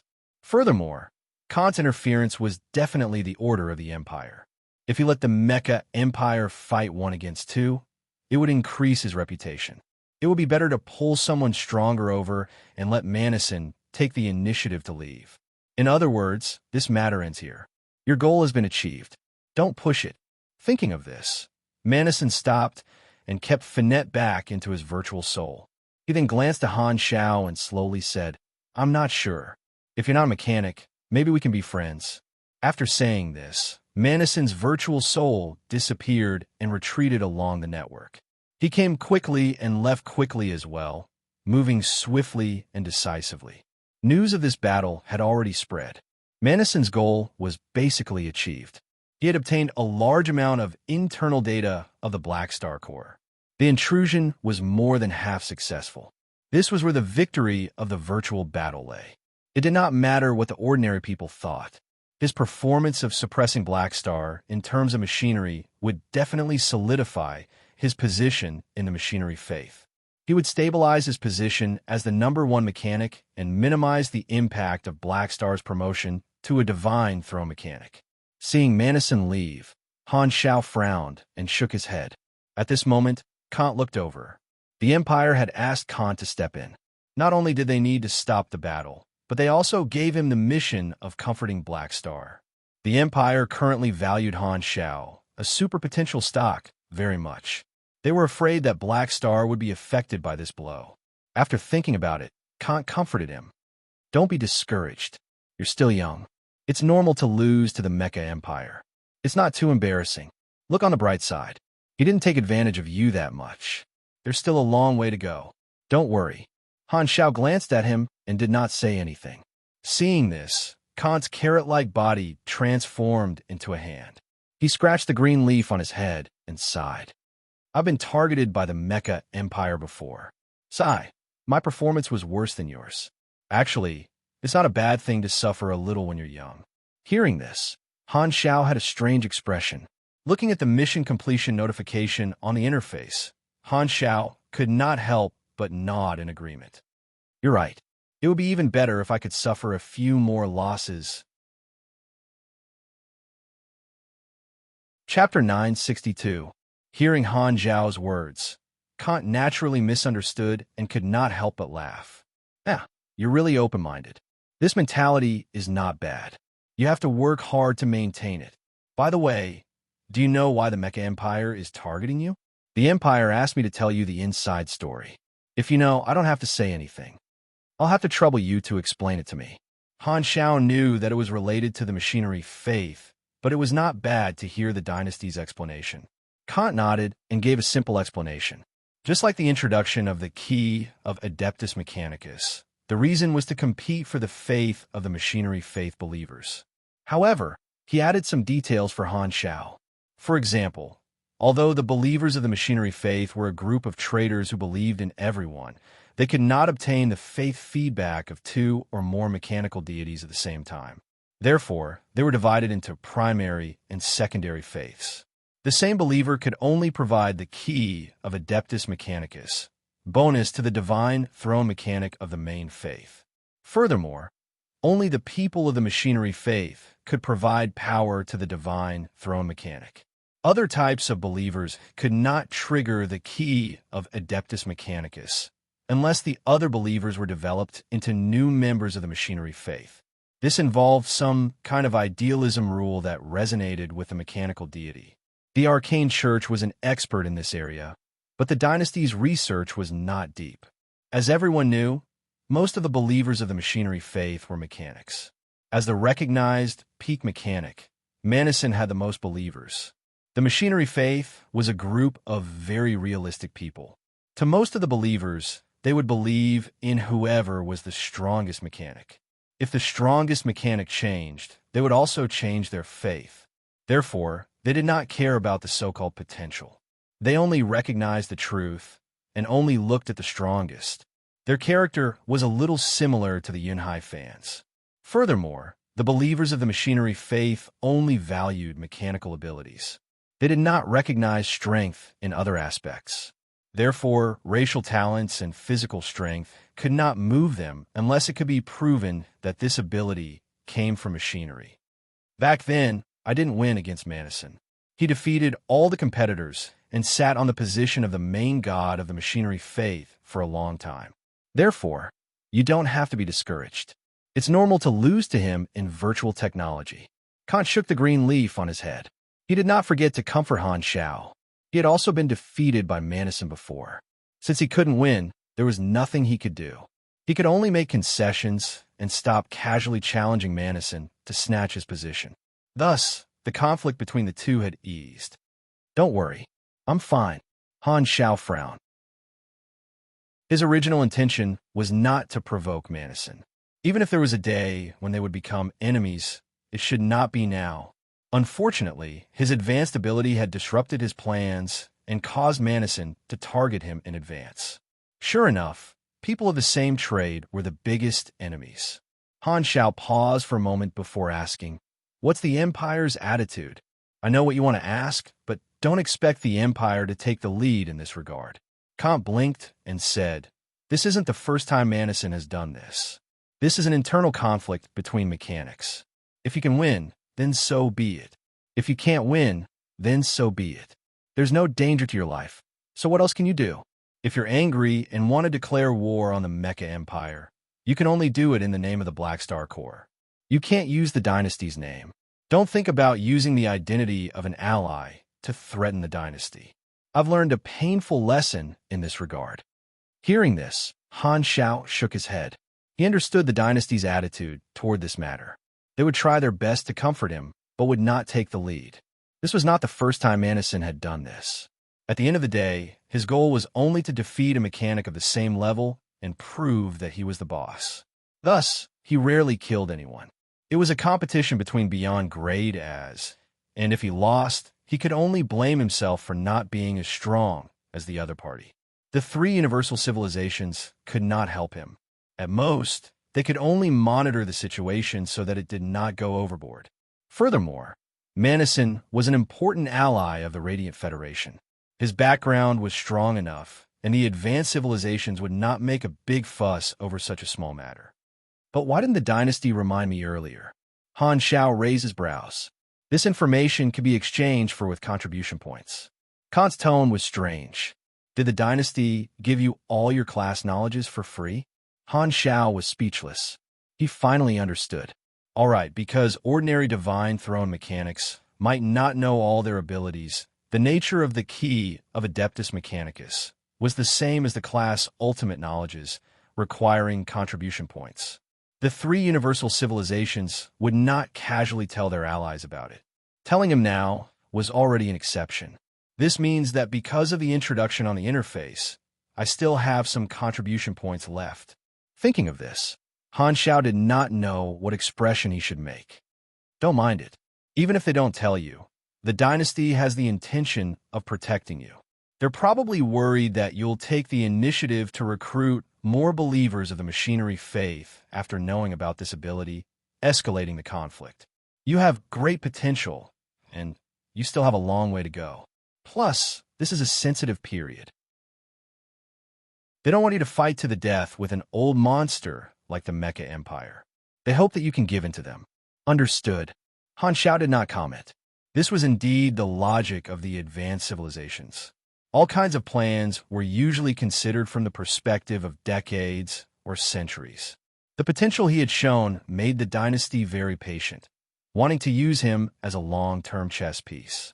It did not matter if he could not defeat the Mecha Empire, as long as he could live longer than them. The dynasty was very confident in Black Star's strength. However, this method was the opposite of Han Xiao's style, so he naturally could not agree. After saying what the dynasty had told him, Kant shook his body and said, "All right, the matter has been resolved. I'll be leaving first." Han Xiao came back to his senses and subconsciously said, "This is our first meeting. This is our first official meeting. Don't you want to stay and chat?" "Forget it. Looks like you have a lot of things to deal with." Kant glanced at the messy Black Star Corps headquarters. His meaning was self-evident. "We'll have plenty of chances to chat in the future. I won't disturb you." After saying that, Kant's virtual soul turned into a stream of light and disappeared in the blink of an eye, leaving through the network cable. His attitude toward Han Xiao was not bad, but if Han Xiao had not reached the level of a divine throne mechanic, Kant would not have been so nice to him. They were both peaked beyond grade as, and both of them were big bosses, so they valued each other more. Watching Kant leave, Han Xiao secretly sighed. Only now did he have the time to deal with the mess left behind by Manison. After removing the virus data left behind in Philip's core logic, he let Philip do a few self-checks to ensure that all hidden dangers were eliminated. Only then did he restore the internal network connection of the entire Black Star Corps. After Philip recovered, he grabbed the earlobe of Han Zhao's virtual soul and swung it around. Thank you, Master. My nodes have all been restored. Huh? Yo, you called me Daddy when you were in danger, but now that you're fine, you've changed? Han Xiao joked. Ha ha ha. Philip made a funny face. Rista had been floating silently by the side the entire time. When Han Xiao was done repairing Philip, he flew over and said, "Don't worry. Your Excellency Blackstar, about Manison, I know what you want to say."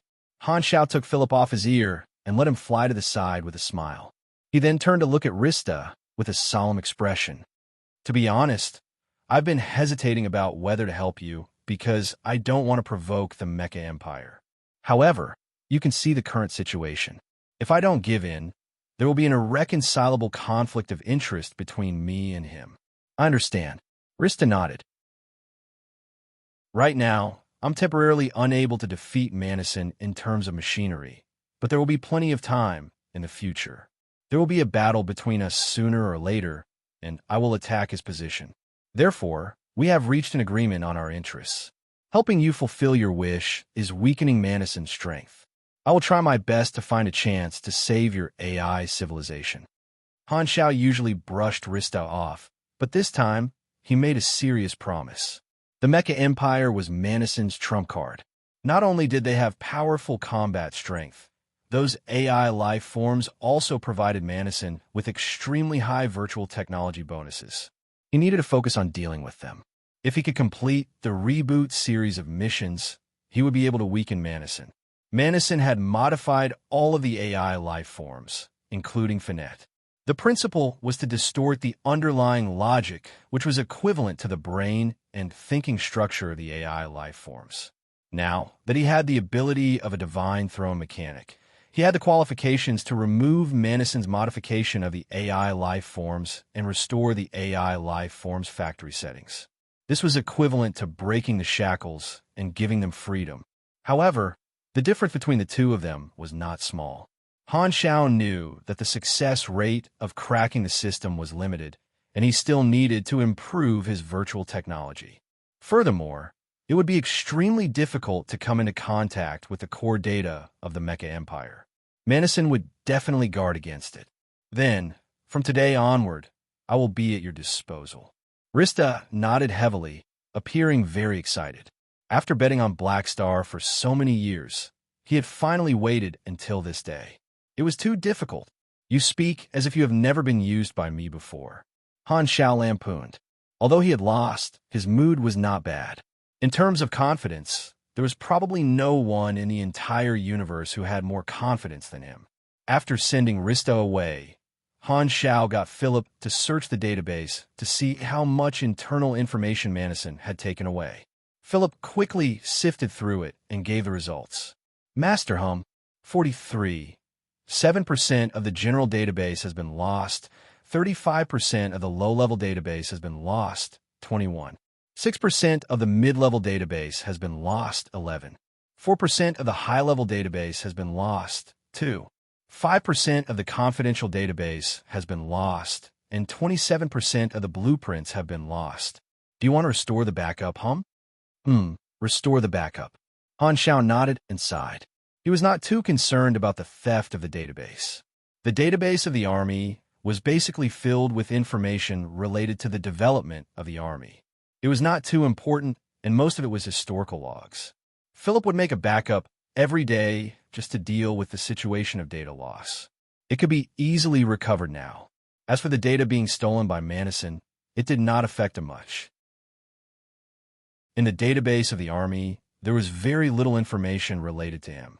Those very important things were all stored in Han Zhao's memory palace. What Manison had stolen was basically insignificant data. Be it blueprints or professional knowledge, Manison did not lack them. The two of them had the same specialization. It was useless to take Han Zhao's blueprints and knowledge, because he already had them. Furthermore, Han Technician's Eternal Light mothership blueprint was stolen from Manison. What made Han Technician concerned was the strength Manison had displayed this time. Furthermore, this was only an invasion from afar, and his virtual technology skills had been discounted. If he had brought along all his assets, who knew how strong he would be? What a terrifying opponent. Han Xiao sighed. Losing to Manison was not shameful. As a newcomer among beyond grade, as losing to someone at the pinnacle of mechanics was nothing strange. Furthermore, Manison was not the tyrant, and the two of them did not have any grudges in the past. Thus, this loss had a limited impact on his reputation. However, there was indeed no way for him to shake the position of the Lord God of the Mecha Empire from the machinery faith. This was Manison's goal. The opinions of the ordinary galactic residents were not important. What was important was how it affected the believers of the machinery faith. It seems like I can forget about the machinery faith for now. During the version update, it will be very difficult for me to surpass Manison in terms of machinery. Han Xiao sighed in his heart. Before his machinery ability caught up to Manison, the core talent, key of Adeptus Mechanicus, could only lie on the interface and eat dust. However, while Manison is profiting, I'm not losing out either. Looking at the mission on the interface, Han Xiao chuckled. After coming over to fight, he had been given 2 new abilities. He did not know who was the one who was losing out. If he could trigger this mission every time, Han Xiao would love nothing more than for the Mecha Empire to come and play with him every day. In the eyes of the Han technician, Manison was like a walking treasure trove of skills. He might be able to gather all the various talents of the mechanic class from him. What cannot kill me will only make me stronger. What Zhou Shuren said was indeed the truth. After exiting the quantum network, Han Xiao deactivated his virtual soul, and his consciousness returned to his main body. The first thing he did was pick up the vibrating communicator. It was all from Sylvia and his subordinates. Han Xiao replied in unison, saying that the matter had been resolved and that they should return to their posts. After sending the message, he looked at the Black Star Guards and members of the Ministry of Magic who had gathered around him, as well as Lagi. "Are you okay?" Aurora's hands were emitting a golden glow, and she was ready to press a ball of life energy on Han Xiao's face at any time. "I'm fine. It's very difficult to endanger one's life in a virtual battle. Manison has already left." Han Xiao waved his hands. Lagi had a bitter expression on his face. "We've actually been targeted by the Mecha Empire. Our future is bleak. As the Deputy Army Commander, I feel that I should set an example. Please give me enough time to train." "Shut up and be a good principal." Han Xiao was not in a good mood. He knew Lagi too well. When this salted fish raised his butt, he knew what kind of poop he was going to poop. After comforting everyone, Han Xiao finally sent this group of officers away. At the same time, he took advantage of Fu Ding and closed the door under Fu Ding's helpless gaze. Only Han Xiao was left in the room. He rubbed his hands excitedly. "Let me see what good stuff I can get. This time, my opponent is Manison. If I get a resistance talent again, I'll write my nickname backwards." Han Xiao opened the interface and started to complete the mission. Reboot, 6th round completed. You've received 1,500,000,000 EXP and 2 random rewards. You've received a new talent, AI Affinity. The 7th round of the mission has not been triggered yet. Han Xiao smiled with satisfaction. AI Affinity could increase one's virtual technology by 30%. The increase was not bad, but the most important thing was the effect on AI life forms. If one day, it would come in handy when dealing with the Mecha Empire. After thinking about it, Han Xiao called out Philip and tested the effect of this talent. He felt that Philip had become more handsome in his eyes. Mecha Empire, Manison, virtual battle completed. You have completed all the mission requirements. You have received 762,500,000,000 EXP. You have received character summon card, Mecha Empire, Manison. You have received draw one of Manison's abilities, skill/talent. Randomizing complete. Please select one from the following 5 options as the reward. 1. Apostle Machinery Affinity, ability, plus 105% Machinery Affinity. You already have this ability, can be strengthened. 2. Titan Class Planetary Fortress, blueprint ability, a planetary modification blueprint suitable for the development of mechanical civilization. Possesses extremely strong combat capabilities. Specific parameters, expand/collapse. Manufacturing requirements. Character level 220 or above, intelligence greater than 3,500, super composite mechanical architecture technology, cutting-edge materials science, abnormal state energy, and other knowledge. 3. Innate mechanical soul, talent. You are born with extraordinary mechanical talent. Your understanding of machinery will continue to improve as your strength increases. Level 1. Level 100. Plus 5% machinery affinity and plus 3% virtual technology every 10 levels. Level 100. Level 200.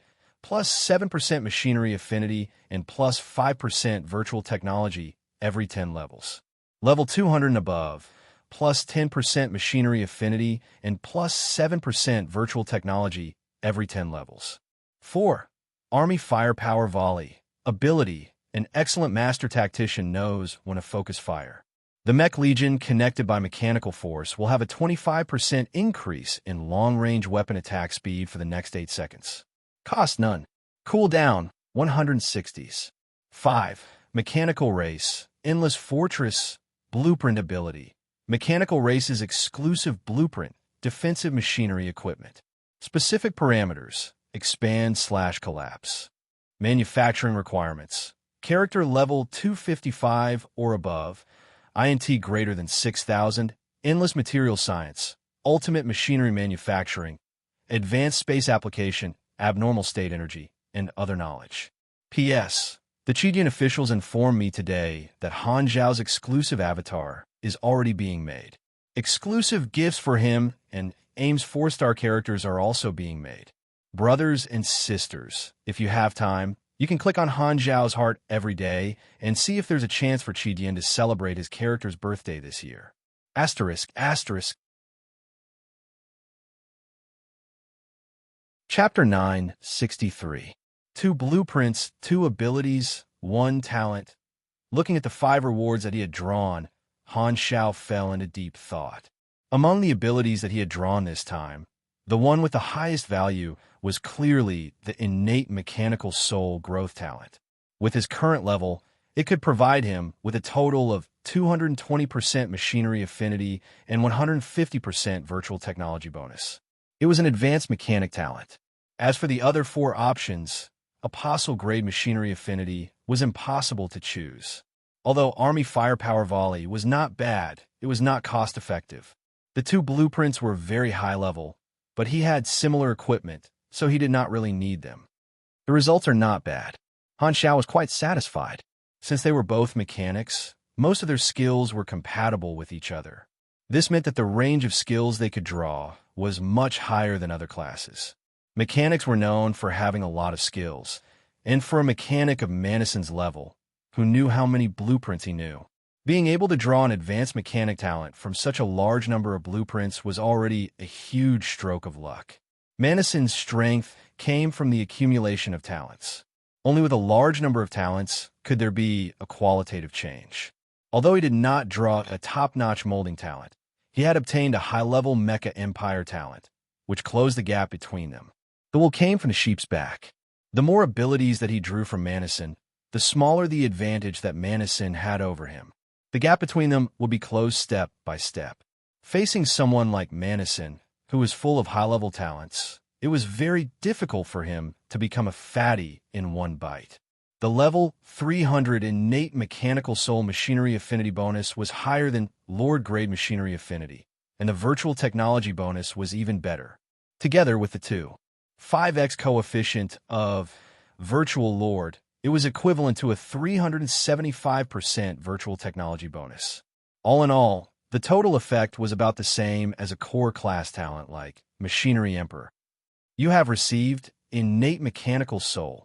It was as if a beam of light had pierced through his brain. The theoretical structure in his brain underwent a subtle change, and he gained a new understanding of machinery technology. After adapting to the changes, Han Zhao exhaled.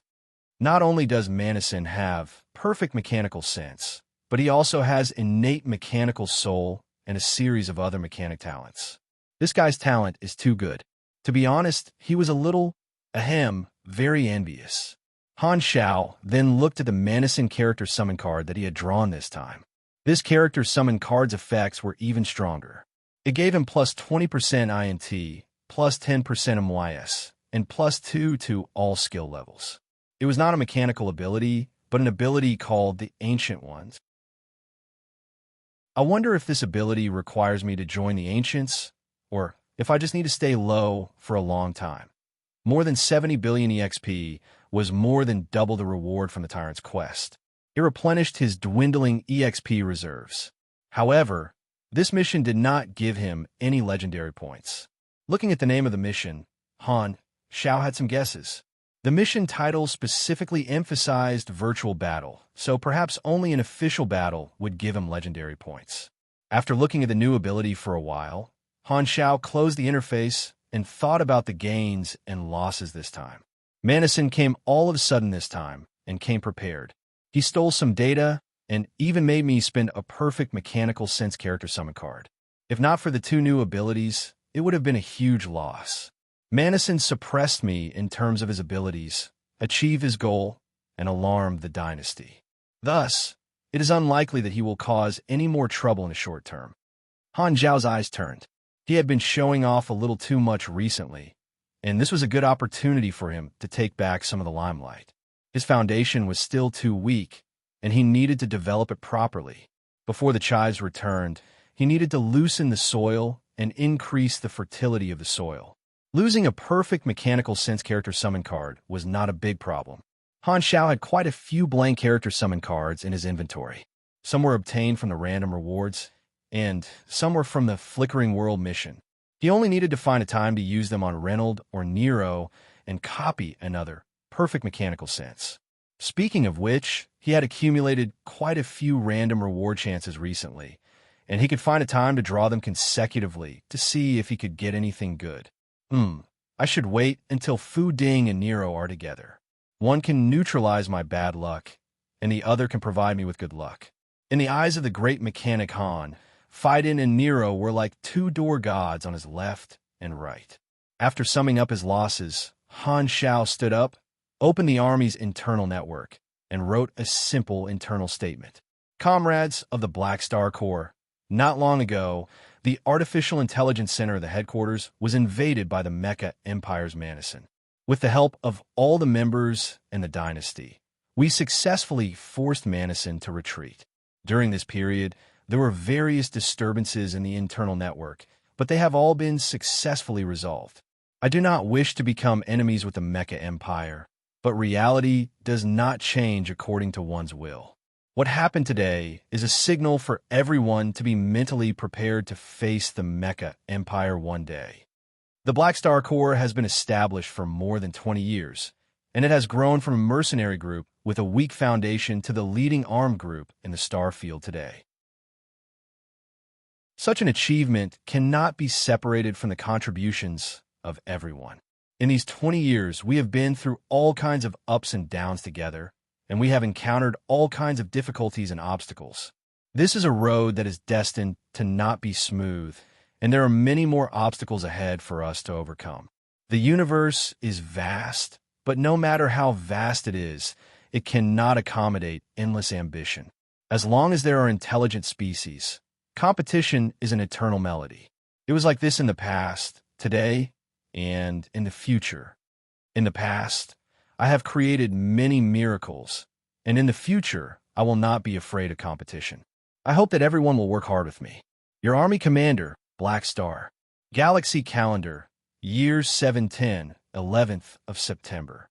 Seeing that there were no problems, Han Xiao made some slight changes and sent it out to inform all the members. The intention of this move was to calm the restless hearts of the army, boost morale, and weaken the negative impact of Manison's actions. Although he did not need to care about what the majority of the members thought, it was better to do something than not to do anything. After dealing with this matter, Han Xiao swallowed a few nutrition pastes and returned to his room to rest for a while. He then returned to the machinery modification room and continued to build and strengthen the machinery. After realizing the difference in strength between the Mecha Empire and himself, Han Zhao's passion for improving his foundation grew. Therefore, during this period, he planned to go into seclusion to build and guard the headquarters to prevent Manison from making a comeback, although the possibility of this was not high. After confirming that the storm was over, he planned to go to the flickering world and personally control the development of the machinery civilization and the Black Spirit race. In the Sea of Star Spirits, the Limitless Financial Group headquarters, in the huge, pure white office, Sorokin was multitasking and checking the business reports for various places when his communicator suddenly rang. When he was working, the communicator would set the communication priority. Only important people with high priority would be able to contact him directly. Sorokin put down the financial report in his hands and picked up the communicator. On the screen was Manison, who had completed the infiltration. Your Excellency Mecha Empire, did you succeed? Black Star's virtual technology is not weak. The dynasty sent Khan over, so I only obtained a portion of the information you wanted. I have already sent it to you, Manison said calmly. Looking at the data sent by Manison, Sorokin shook his head. This internal information is of some help to me, but it's not considered confidential. Forget it, this kind of thing cannot be forced. Speaking of which, why did you contact my main body directly? Just send the information to my doppelganger in the Bloodshed Land. Just being cautious. Manison's tone was casual. He was very experienced and did not want to transmit data within the Shattered Star Ring to eliminate the possibility of being intercepted by Black Star. Dealing with Black Star this time was just a routine thing for him to consolidate his position. Other than becoming more and more interested in Black Star, Manison did not feel anything else. All right, Sorokin nodded. You defeated Black Star this time and have already formed a grudge with him. Aren't you afraid that Black Star will take action? If he's not convinced, I don't mind defeating him a few more times. Black Star is not your opponent now, but that might not be the case in the future. Don't forget about his terrifying potential. Manison glanced at him calmly. Keep your thoughts to yourself. Sorokin smiled playfully and changed the topic. By the way, last month's dividends have been calculated and will be distributed in a few days. What resources do you need to purchase? Give me a list, and I will exchange them for you directly. Same as usual. Manison did not mind. Although the dividends of the financial group were generous, at his level, he did not care about money. After chatting for a while, the two of them hung up. Putting down the communicator, Sorokin's eyes flickered slightly. Mecha Empire, Black Star, Central Galaxy, Red Empire Mother Planet, Ruler's Office. A virtual screen floated in front of Unravel. The dynasty's main artificial intelligence, Heroic Soul, displayed the internal announcement that Han Shao had just made. After reading it, Unravel nodded lightly. It seems like Black Star understood our intentions and did not overreact. Dark Emperor, Claudia crossed his arms and said calmly, Black Star is a super genius that has never appeared in history. Normally, geniuses are very arrogant. He has been showing off recently, but he was able to quickly recognize reality. This mentality is not bad. Even the Red Empire, which was known for its stubbornness, knew how to endure. Black Star had displayed shocking potential, and while the dynasty was pleasantly surprised, they were also worried that Black Star would break easily. However, from the looks of it, Black Star was still very clear-headed and did not fight to the death with the Mecha Empire. The dynasty also knew that the Mecha Empire was not to be trifled with. In terms of status, combat power, and influence, Manison's level was even higher than the old dragon and Kant. He was the #1 ally of the Radiant Federation, in existence on the same level as ES God. Only the super fighter of the dynasty, the Dark Emperor, could barely be compared to Manison. To choose a #1 beyond grade A from each of the 3 universal civilizations, the Radiant Federation's trump card was Mecha Empire Manison. The Red Empire's trump card was Dark Emperor Claudia, and the Arcane Church's trump card was Void Overlord Kasui. The 3 universal civilizations considered problems from the perspective of the entire civilization. If it was not necessary, they would not easily involve their civilization in a battle between Beyond Grade as. Therefore, regarding the sparring between Beyond Grade as long as no lives were lost or the authority of the civilization was challenged, the 3 universal civilizations would always adopt a tacit attitude to maintain the balance. After all, they could not completely restrict the daily activities of their allies. Kant's remote projection was also in the room. Shaking his leaf, he sighed and said, "Although that's the case, Manison has been the main god of the machinery faith for far too long. This can't be helped. It's not just happening to the mechanics. Even the experts of the arcane church who play with the gods are helpless." Claudia snorted coldly. "Even if we can kill all the believers of the machinery faith, faith itself cannot be killed. It will only eliminate the possibility of the machinery faith worshipping the dynasty's mechanics forever." Unravel tapped the table. "There's no need to say these words. After this incident, Black Star might have some complaints about the dynasty and need to be comforted. Why don't we give him some blueprints? There's nothing better than high-level blueprints to comfort the wounded little heart of a mechanic," Kant said irresponsibly. He glanced at Claudia, who was full of pretentiousness, and suddenly became interested. He activated his talent, and his carrot-like body quickly turned into Claudia's appearance, exactly the same. "Don't turn into me." Claudia frowned unhappily. He could not be bothered to look at Kant and turned to face Unravel, slowly saying, "Kant, Milizaus, and I will all pass away sooner or later. Black Star is the next beyond grade A pillar of the dynasty and needs to shoulder the heavy responsibility of guarding the dynasty. He has already proven that he can be of great use. I suggest we be bolder in supporting him with resources." Unravel pinched her smooth white chin and fell in a deep thought. In the galactic era, the efficiency of information dissemination was extremely high. The virtual battle between the Mecha Empire and Black Star in the Shattered Star Ring quickly spread like wildfire. Many galactic residents had a new topic to talk about, but in terms of influence, it was not as big as the battle between Black Star and the Tyrant. Because virtual battles were not as popular as Beyond Grade, as fighting each other, there was no restricted footage, so the influence of this event was naturally not that big. Although it was rumored that Black Star had suffered a defeat, in the eyes of most people, this was not a big deal. The name of the Mecha Empire was deeply rooted in the hearts of the people, and it was not strange that Black Star had lost to the strongest mechanic. After all, there were many people who had lost to the Mecha Empire in history. The various galactic organizations did not care about the result. Instead, they paid attention to the conflict between the Mecha Empire and Black Star, and quite a number of them were secretly delighted. Cisco was one of the examples. The stronger the opponent Black Star provoked, the happier he was. Being targeted by 4 Beyond Grade, as in the Shattered Star Ring, who were on the side of the Mecha Empire, he was currently living an extremely low-profile life. The impact of this event in the outside world was not that big, but in Mechanic Circle, the impact was not small.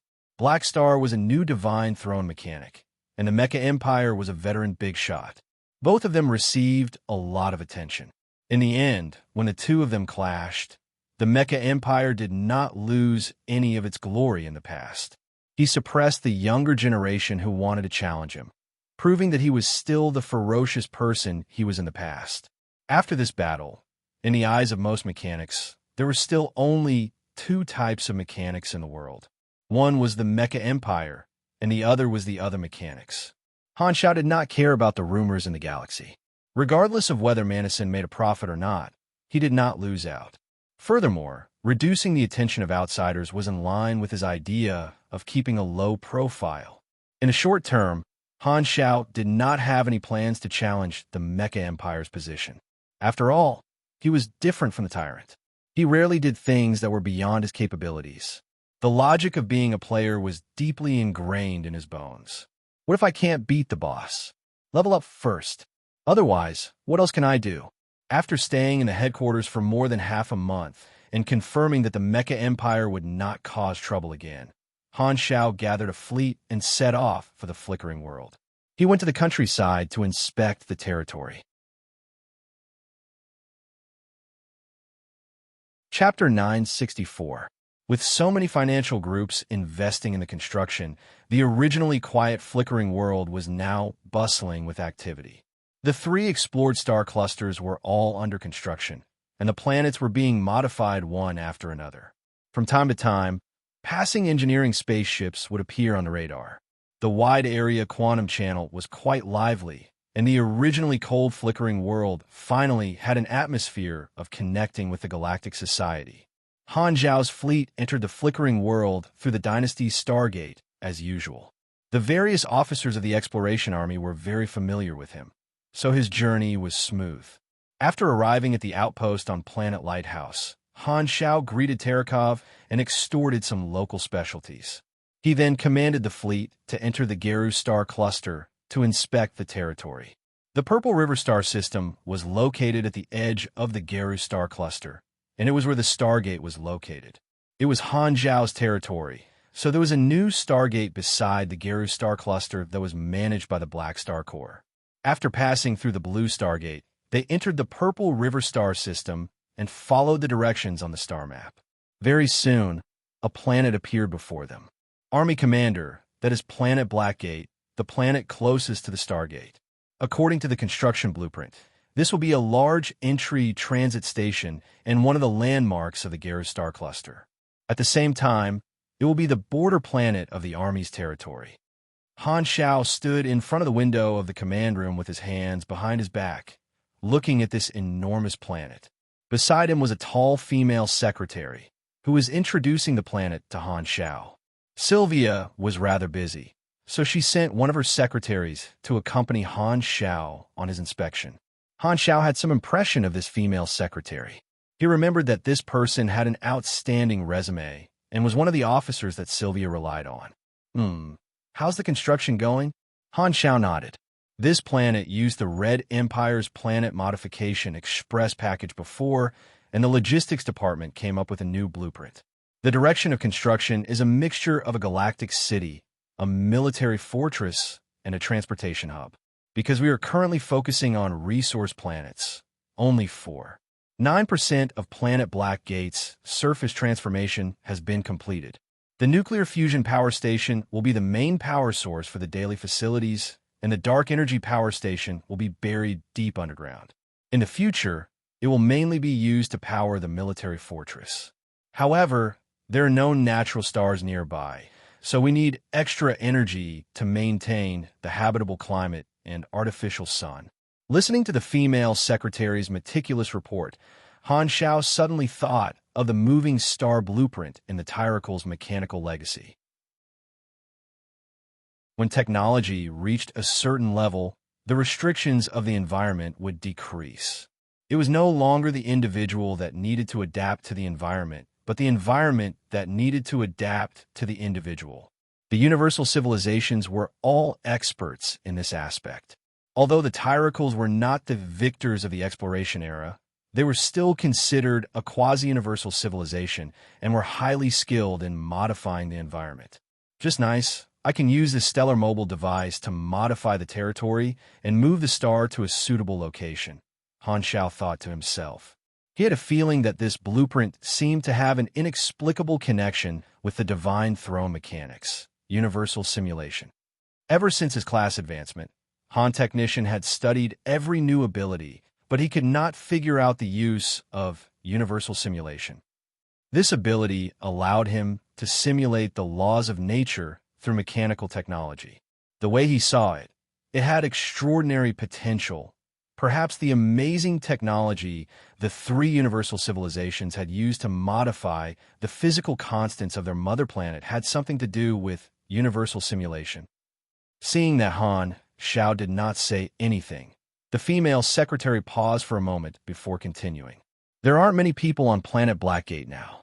When the flickering world is open to the public, Planet Blackgate will become one of the landmark planets in the Geru star cluster with the highest human traffic.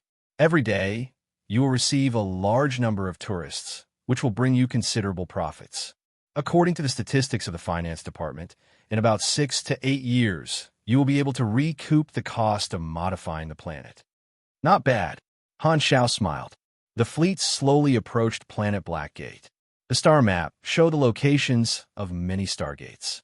Some led to other star systems, and some led to other locations in the Purple River star system. Because the territory had already been determined, the Black Star Corps' main task was to build a Stargate transportation network for the 7 territories. During the exploration period, the entire star cluster already had its own Stargate transportation network. However, that was a long-distance Stargate, which was the main framework of the star cluster's transportation network. What the Black Star Corps did was to refine the Stargate transportation network in their territory and add more transportation routes to ensure that the 7 star systems were connected together. Now that the Stargate transportation network in the territory had been completed, they could directly go to many star systems from planet Blackgate. The efficiency was much higher than in the first phase of the exploration. With the convenient transportation, they saved a lot of time on the road. Han Xiao led the fleet around the 7 star systems and visited all the construction areas. This was the first time he had personally inspected the territories. Purple River, Longday, Sigma, Odorin, Ponzale, Finrer, Idni. These are the foundations of the army now. Seeing the size of the 7 star systems with his own eyes, Han Xiaoxin was very satisfied. His blueprint was to turn the 7 star systems into the core area of the Geru star cluster, which would require a few decades. However, the second phase of the Flickering World mission only required him to complete the basic construction of the 7 star systems. As for the basic construction, a few years was more than enough. With the investment of a large number of financial groups, the productivity of the army was very high. After completing the inspection of the territories, Han Xiao went to the Sigma star system at the center of the star cluster to check on the progress of the mechanical civilization on planet Apostle. A blue light flashed in outer space, and the fleet jumped over. A silver-gray planet appeared in front of Han Xiao's eyes. There was a large piece of land with mechanical structures on the surface, which was very eye-catching. This was the first city built by the mechanical civilization, and it was named Psionic Prime City. The surface of the city had been completely modified into machinery. Underground, there were excavations in the form of a base, continuously digging into the mineral veins to collect all kinds of mineral resources. On the ground, there were many towering mechanical buildings. Under the lead of Psionic Prime and the other Apostle weapons, more than 100,000 first-generation mechanical life forms built weapons factories, repair factories, energy plants, refineries, cultivation rooms, and many other facilities. At the same time, millions of second-generation mechanical life forms were in the process of being hatched. Overall, it looked more like the prototype of a military base. There was also an enormous mechanical statue in the center of the city. It was carved in Han Xiao's image. Seeing this, Han Xiao felt a little helpless. For some reason, there were always people who were passionate about building statues of him. Seriously, what's the point of building a statue of me? They might as well build a statue of Fuding. Who knows, they might even be able to increase their luck. The reproduction of mechanical life forms was done on a large scale. They needed to consume their own Tinder energy and had a cool-down time. Therefore, the speed at which the mechanical civilization produced soldiers increased exponentially. The more people there were, the faster they produced soldiers. Mechanical Tinder proliferation and mechanical civilization enhancement brought by the divine throne mechanic had the effect of increasing the reproduction rate of mechanical life forms. Han Xiao planned to stay there for a while and create more first-generation mechanical life forms. The mechanical civilization, led by Psionic Prime, had just started, and the overall population was not large. However, even though it was small, it still had all the essentials. Mechanical life forms of different sizes were working in their own positions. It looked quite lively. Not far away from the city, Giant King Kong, which was hundreds of meters tall, was leading a group of giant soldiers to flatten a tall, bare mountain ridge. Without disturbing the others, Han Xiao connected to Psionic Prime's quantum network frequency alone. Very soon, a beam of blue light shot out from the surface and arrived in front of the fleet in outer space. It was the first apostle, Psionic Prime, who was wearing a mechanical robe and holding a spear. "Greetings, Lord." Psionic Prime nodded. The hatch opened, and Han Xiao flew out. He sized Psionic Prime up and raised his brows slightly. Compared to the last time they met, Psionic Prime had some new parts on his body. It seemed like he had taken the initiative to install them and filled up some of his weaknesses. This was the good thing about mechanical life forms. They would take the initiative to change parts to strengthen themselves. You've done well. Keep up the good work. Han Xiao encouraged him. Then a bluish-gold mechanical force burst out of his palm and said with a smile, "Take this as your reward." As he spoke, he slapped this mechanical force into Psionic Prime's body. This was the Apostle Evolution ability brought by the divine throne mechanic. In an instant, electric currents shot out of Psionic Prime's body, and the tender energy in his body grew stronger. The mechanical structure in his body received a strengthening baptism. Han Xiao watched from the side. After a while, Psionic Prime's evolution process finally ended. He experienced the changes in his performance and nodded toward Han Xiao. "Thank you for your gift, Lord. My strength has increased. There's no need to thank me. This is what you deserve. Just do your job well." Han Xiao waved his hands and opened the interface to look at Psionic Prime's current attributes. Apostle Evolution had increased Psionic Prime's performance. Apostle weapons were able to participate in beyond grade A level battles, and after being strengthened by Apostle Evolution, they would be able to fight against ordinary beyond grade, as with their mechanical force bonuses becoming more and more independent. According to Han Zhao's calculations, the current Psionic Prime should be able to defeat ES God's ordinary doppelganger. However, the prerequisite was that the doppelganger did not obtain an overpowered Esper ability. After sending Psionic Prime back, Han Xiao went to the Black Spirit race's territory to take a look. Compared to the rapid development of the mechanical civilization, the Black Spirit race was much more normal.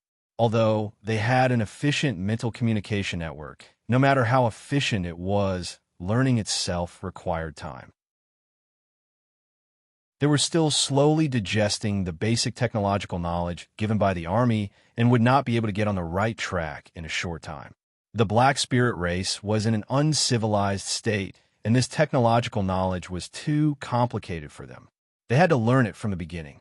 Only by laying down the foundations of various disciplines would the mental network gradually show its effects and complete the process of sharing knowledge with the entire race. As long as they were on the right track, the Black Spirit race's evolution speed would become very fast. In just a few decades, they would cross the Stone Age, Iron Age, Age of Enlightenment, Steam Age, Electric Age, and so on, entering the Galactic Age. Normally speaking, other than survival, the natural development of a civilization would be restricted by productivity and technological progress, and they would need to spend a lot of time to figure it out. However, with the interference of the Black Star Core, this was not a problem. With the biggest problem solved, their development would not slow down. The technology tree that Han Xiao gave the Black Spirit race, other than improving various technologies, also had the ability to develop psychic abilities. The Black Spirit race, who had the ability to form a mental network, were born with the potential to become psychics and mages. They might even have an awakening rate of more than 90%. Of course, if anyone wanted to become a mechanic, he would not reject them. However, the Three Universal Civilizations Agreement to restrict the higher-level civilizations from interfering with the development of lower-level civilizations was not without reason. If they continued to develop according to the path of their predecessors, they would only become what others wanted, and their ability to innovate would be affected. In this regard, Han Xiao did not have many solutions. It was not easy to develop at a high speed without paying a price. However, the evolutionary totem could solve this problem to a certain extent. The totem would subtly improve the genes of a race, increasing all the indicators of the race, including intelligence and innovation. With the uncertainty brought by the evolutionary totem, the Black Spirit race might have a flash of inspiration that could change the course of history. Although a civilization was a collective, there were times when the turning point of history was pushed forward by great people. The existence of the evolutionary totem increased the chances of great people appearing. Making a race more outstanding was the meaning of the evolutionary totem, and this was not a beautiful thing. Thinking about it deeply, this was actually a reality that made people despair. If a new race that did not fit the aesthetic standards of humans appeared on a planet ruled by humans, It would be like a monster. However, not only was its body stronger than humans, but its brain was also more developed. Its learning ability, logic ability, and other attributes were all better than humans. At that time, humans would no longer have the qualifications to call themselves the spirit of creation. The only thing they could rely on was the technology they had accumulated over many years, which would be surpassed sooner or later. It would be more outstanding than humans. Coexisting with it, killing it, or enslaving it and erasing its intelligence would become a difficult choice. The suppression between races was bloody, and there was never any warmth to speak of. This was the terrifying part of the evolutionary totem, and also the reason why the Radiant Federation and the Arcane Church could not sit idly by and watch the Red Empire monopolize the evolutionary totem. Fortunately, the universal civilizations were sufficiently advanced and had a certain level of genetic modification technology, so they were able to control the desire to fight for it. Making use of the influence of the Madison incident, Han Xiao kept a low profile and no longer stirred up trouble. According to the plan that he had long set, he began to silently expand the Mech Legion, build up his territory, and steadily increase his foundation. This was a stage that every mechanic had to go through. After Madison obtained victory, he did not take any other actions. He returned to the primeval Star River and did not provoke the Black Star Corps again. As the two of them settled down peacefully, the attention that the various organizations in the universe paid to them gradually decreased, and they moved their gazes away from Han Xiao. The first exploration phase had ended, and the flickering world was in its construction phase. Countless organizations were observing the situation.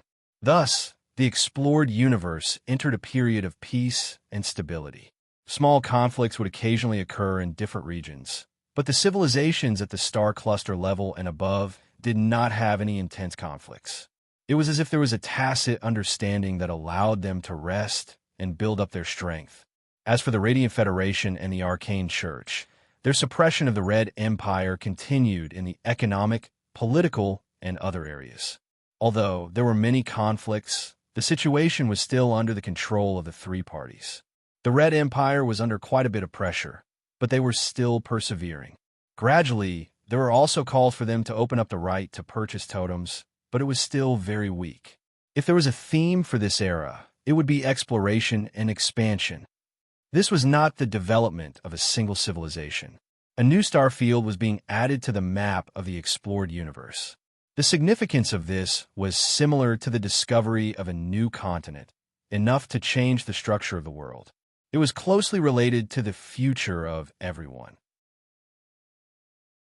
Although there were conflicts in the distribution of benefits, the entire universe agreed with the theme of this era and was waiting for the melody to play. Under the influence of this atmosphere, even the Beyond Grade as chose to remain silent. The battle between Han Xiao and the Mecha Empire became the last Beyond Grade A battle before the era of stability.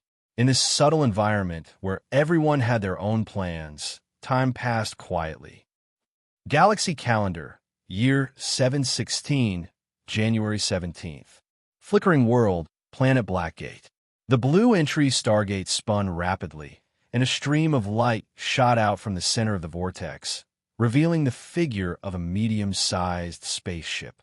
In the cabin, a large group of young people in different outfits squeezed in front of the window, curiously staring at Planet Blackgate in the distance, chatting excitedly. Is this the territory of the Black Star Corps? We're finally here. I heard that Black Star has always been in the Flickering World. It seems like we haven't heard any news about him for 5 years. That's right. Do you think we'll be able to see Black Star in person this time? I wonder if he has the same style as Principal Loggy. Shut up. Don't mention that taboo name. One person held his head in pain and fell down, as if he had epilepsy. Ouch. Someone come and help. He's suffering from PTSD. The surrounding people hurriedly performed first aid. Everyone watched as this unfortunate brother who had suffered from Loggy's PTSD was carried away, and they could not help but grieve for him. Sigh, another one has fallen. A few young people stood at the edge of the crowd. Seeing the scene, one of them, who was about 7 meters tall, could not help but bitterly smile. That's too exaggerated. I don't think the principal is that scary. A pretty girl, who was half a head taller than him, rolled her eyes. Of course it's fine for you. Why don't you think about how much of a blow those students with poor grades will suffer? Really? I thought everyone liked the headmaster. The young man scratched his head and mumbled to himself. This young man was a human, about 16 or 17 years old, but he looked very young. He had delicate features, red lips, and white teeth, like a primary school student. His body was well-proportioned, and he wore a black and silver army uniform with the insignia of the Black Star Corps on his chest. The girl beside him was pretty, full of energy, and full of vigor. She had healthy tan skin and a hot figure. She wore a pugilist-tight suit and was quite close to the young man. This time, the captain walked over, patted the young man's shoulder, and said, "The garrison is here." The garrison sent a message. Just answer it. It'll save us some trouble. The young man nodded, pressed a few buttons on the wall of the spaceship, and a virtual screen popped up. On the screen was the commander of the fleet stationed on planet Blackgate. With a solemn face, he said, "Which department are you from? Why didn't I receive an internal transit application?" If not for the Black Star insignia on the spaceship, the commander might have already captured the spaceship. We're the first batch of graduates from the Blue Star and Black Star Super Academy. According to the rules of the Academy, graduates can choose to join the training camp or work for the Army for 2 to 3 years. We are here to participate in the Army's work. You must have overlooked it since you did not receive any internal information. Wait a moment, let me check. The commander frowned and searched for a while before relaxing. There's indeed a special application, but you guys are too late. It's already been a long time. Sorry, this is our first time in the flickering world. We visited some places on the way and might have delayed our journey.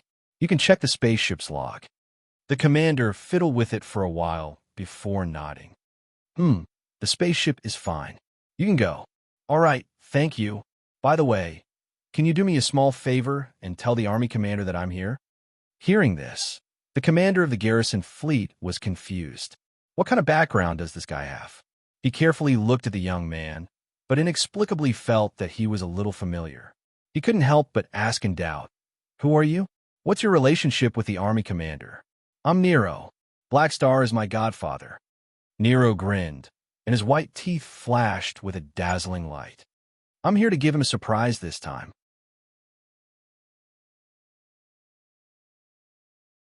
Chapter 965. The spaceship carrying the first batch of graduates from the Black Star Super Academy traveled along the transportation network from the Purple River Star System to the Sigma Star System in the center of the Black Star territory to meet with Black Star.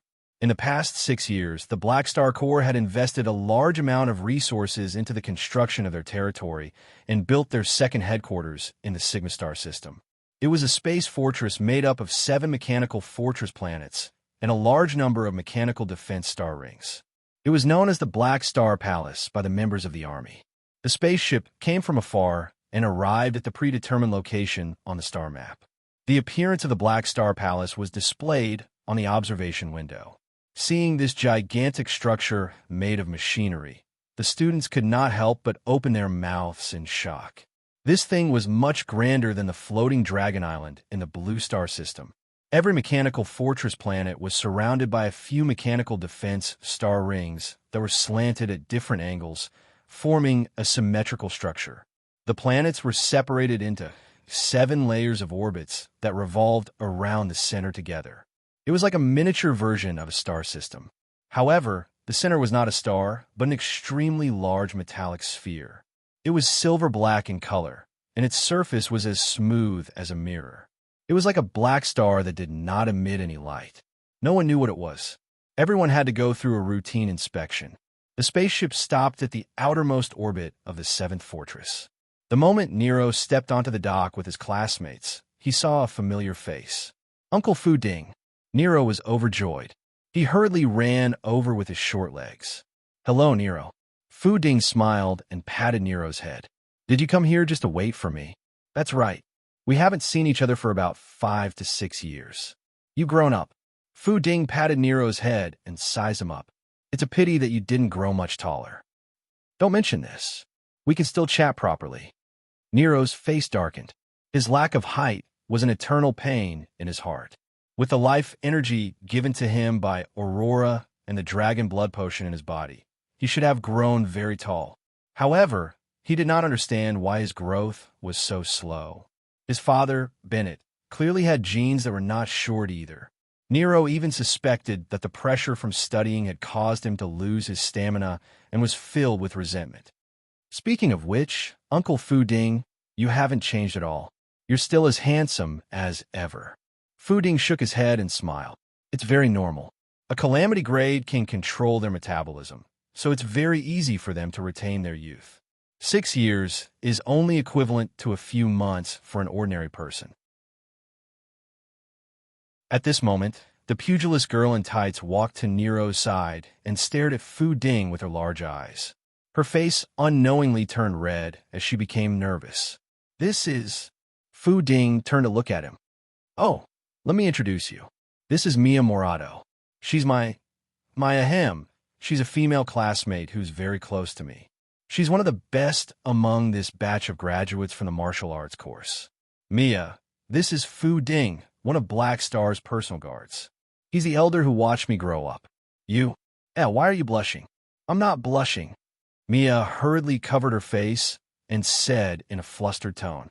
She was the tanned and skinny girl that Nero had met when the Black Star Super Academy opened on Planet Aquamarine started school. As the saying goes, a girl changes 18 times between childhood and womanhood. After 6 years of learning and training, her body had already matured. Her face was beautiful, and her skin had turned into a healthy wheat color. Seeing that another girl was attracted by his beauty, Fu Ding had a helpless expression and took the initiative to extend his hand.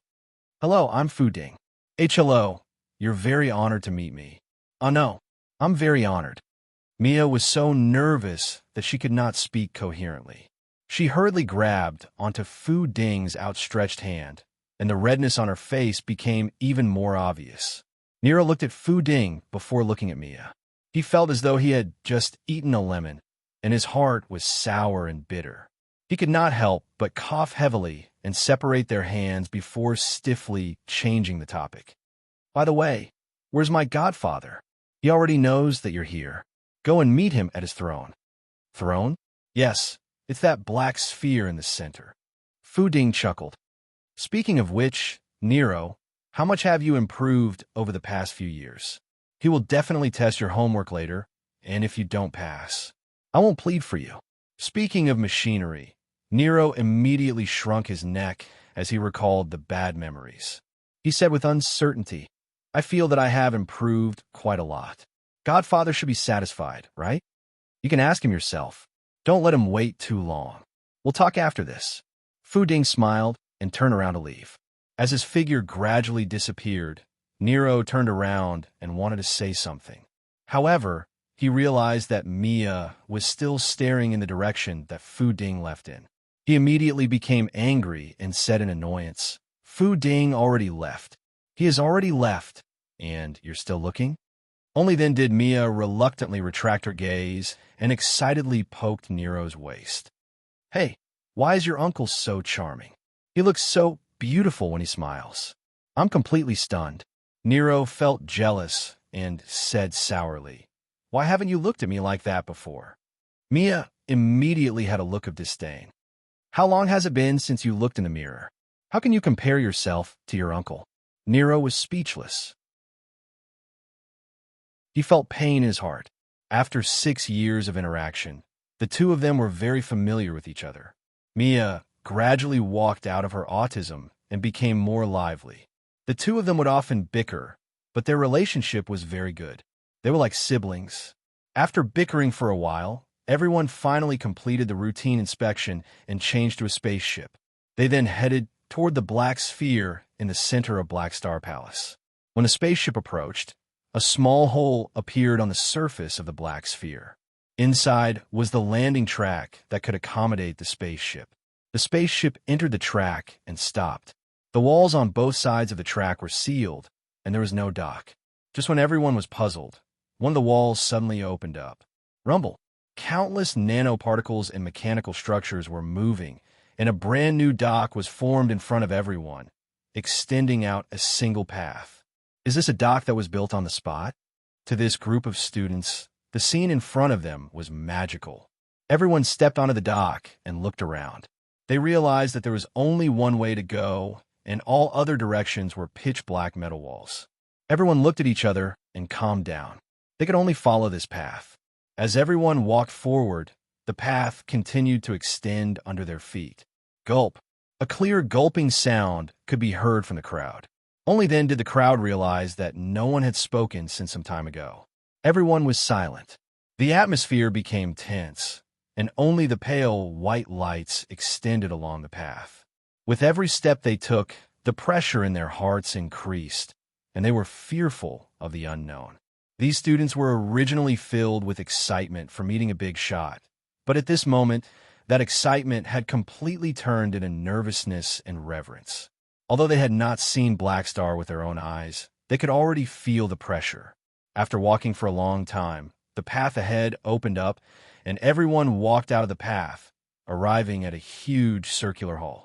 In the middle of the hall was a stair-like platform with a divine mechanical throne placed on top of it.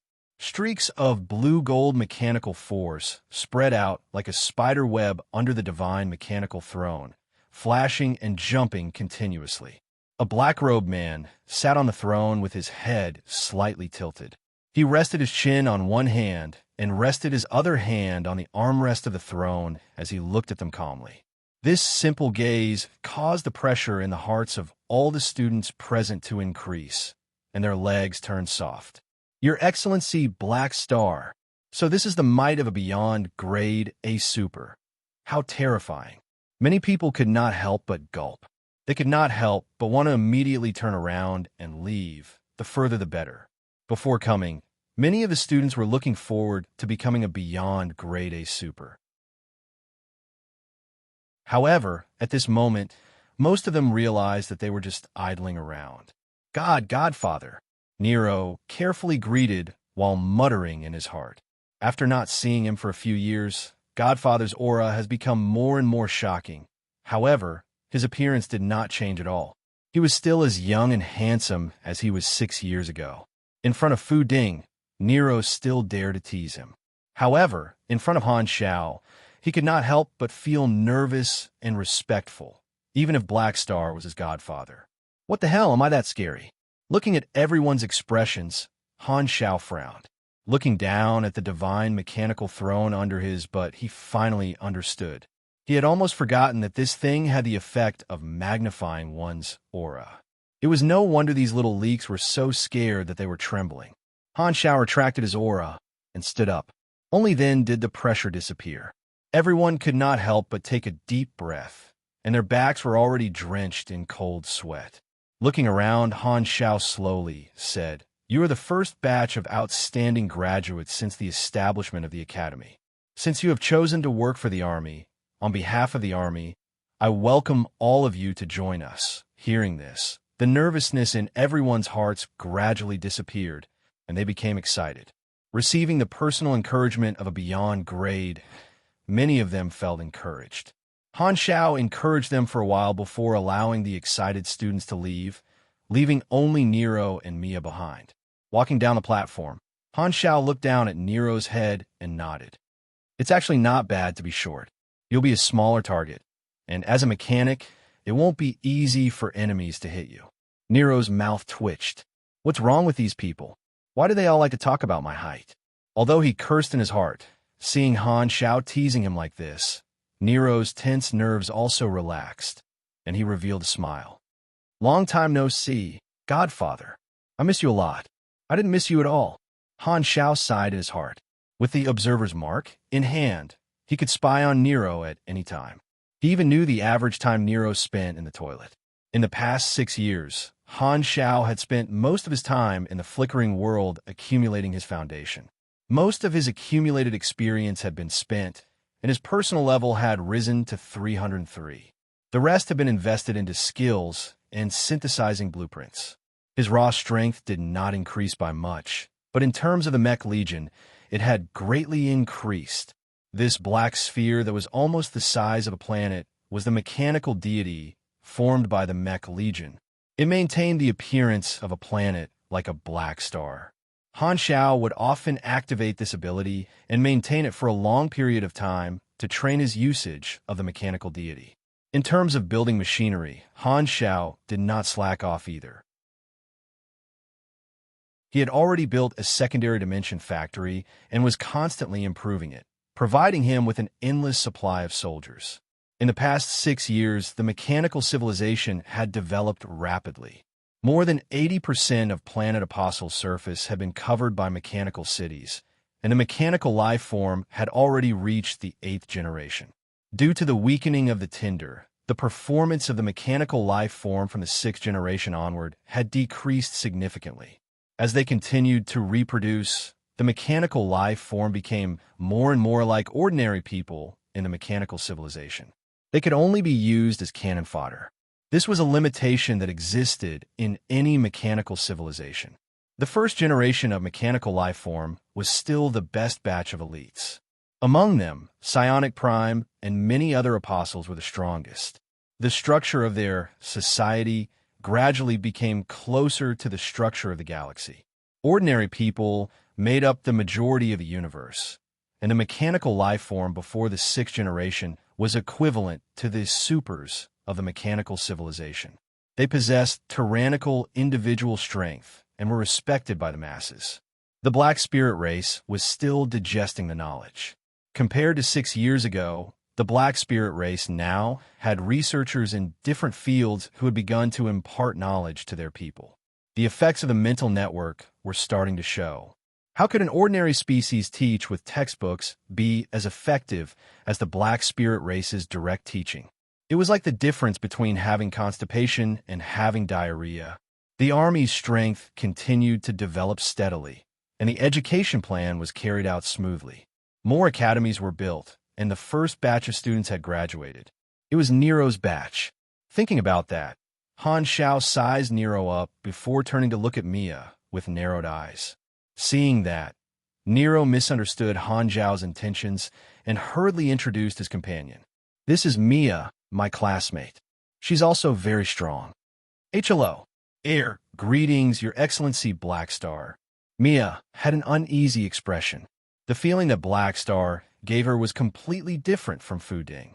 Fu Ding made her feel like she was bathing in the spring breeze, but Black Star made her feel respect and did not dare act rashly.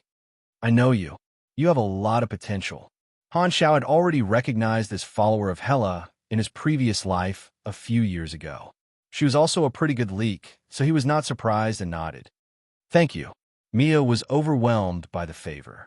She did not expect such a big shot like Black Star to recognize her. "Wait outside for a while. I have some things to say to Nero." "Oh, okay." Hearing that, Mia glanced at Nero and could only turn around and leave. After sending Mia off, Han Xiao retracted his gaze. There were only the two of them left in the room, and he was no longer tense. He sized Nero up with interest and teased, "Not bad. Kid, you've reached puberty?" Nero's face instantly turned red, and he tried to defend himself. "Nonsense. I didn't." "All right, you don't have to explain to me." Han Xiao interrupted Nero's words and waved his hands. "We haven't met for a few years. Let me check your progress. If you only care about dating and forget about your studies, humph." Then, without waiting for Nero to retort, Han Xiao poked Nero and revealed his combat information. Opening the interface, Han Xiao nodded slightly. This kid's potential was not bad, and he was already grade C+. He would probably reach grade B before he was 20. Looking down at his ability, Han Xiao's eyes lit up, and he saw what he had been dreaming of. Nero's mechanical sense talent had finally grown to perfect mechanical sense. The leak that he had nurtured for so long had finally matured. After spending almost 10 years, he finally managed to create this ability. It wasn't easy at all. Han Xiao was overjoyed, and he patted Nero's shoulder with all his might and laughed happily. Not bad at all. I'm very satisfied with your progress." Nero's shoulder was in pain from the pats, and his bones felt like they were about to shatter. He could not help but grit his teeth and say, "As long as you're satisfied." Han Xiao could not help but rub Nero's round cheeks happily. He was relieved that Nero did not neglect his studies because of dating. Now that the leek had matured, what he had to consider next was how to harvest it. Reynold was stubborn and refused to give him any missions no matter what. However, Nero was different. He had the advanced luck glow and had just finished his apprenticeship. His life had just started, and there were plenty of storyline missions that he could trigger in the future. The chances of him obtaining perfect mechanical sense from Nero would be many times higher. In the worst case, he could even take the initiative to create some scenarios for Nero, throwing him into all sorts of dangerous situations. According to Han Technician's experience, as long as Nero had something to ask of him, there would be a higher chance of him triggering a mission. However, he had to find a reason to do so. Using actual combat as an excuse seemed to be pretty good. Han Zhao's eyes rolled around. If this still did not work, Han Xiao still had one last method. Nero's potential was greater than Reynolds, so he had to think of a way to nurture him and then beat him up in public. All sorts of thoughts flashed through his mind, and Han Xiao looked at Nero with a playful gaze. "Little brat, what awaits you next is true hell. You will know how happy you were when you were a student." Sensing Han Zhao's gaze, Nero suddenly felt a chill run down his spine and had a bad premonition. For some reason, I felt a wave of malice sweep past my body. Nero scratched his head and carefully asked, "Oh, right. Godfather, I still have something that I need your help with." Han Zhao's eyes lit up. "Whoa, look at him. He's so good at raising a request the moment he arrived. He's so much better than Reynolds. Speak. What do you need my help with?" Han Xiao asked with a pleasant expression. Nero was a little embarrassed and stuttered. "Mara is a martial artist. When she loses her temper, it hurts a lot. I want to learn how to transform my body. Godfather, you're a grandmaster in this field. Can you teach me how to take a beating?" Scram.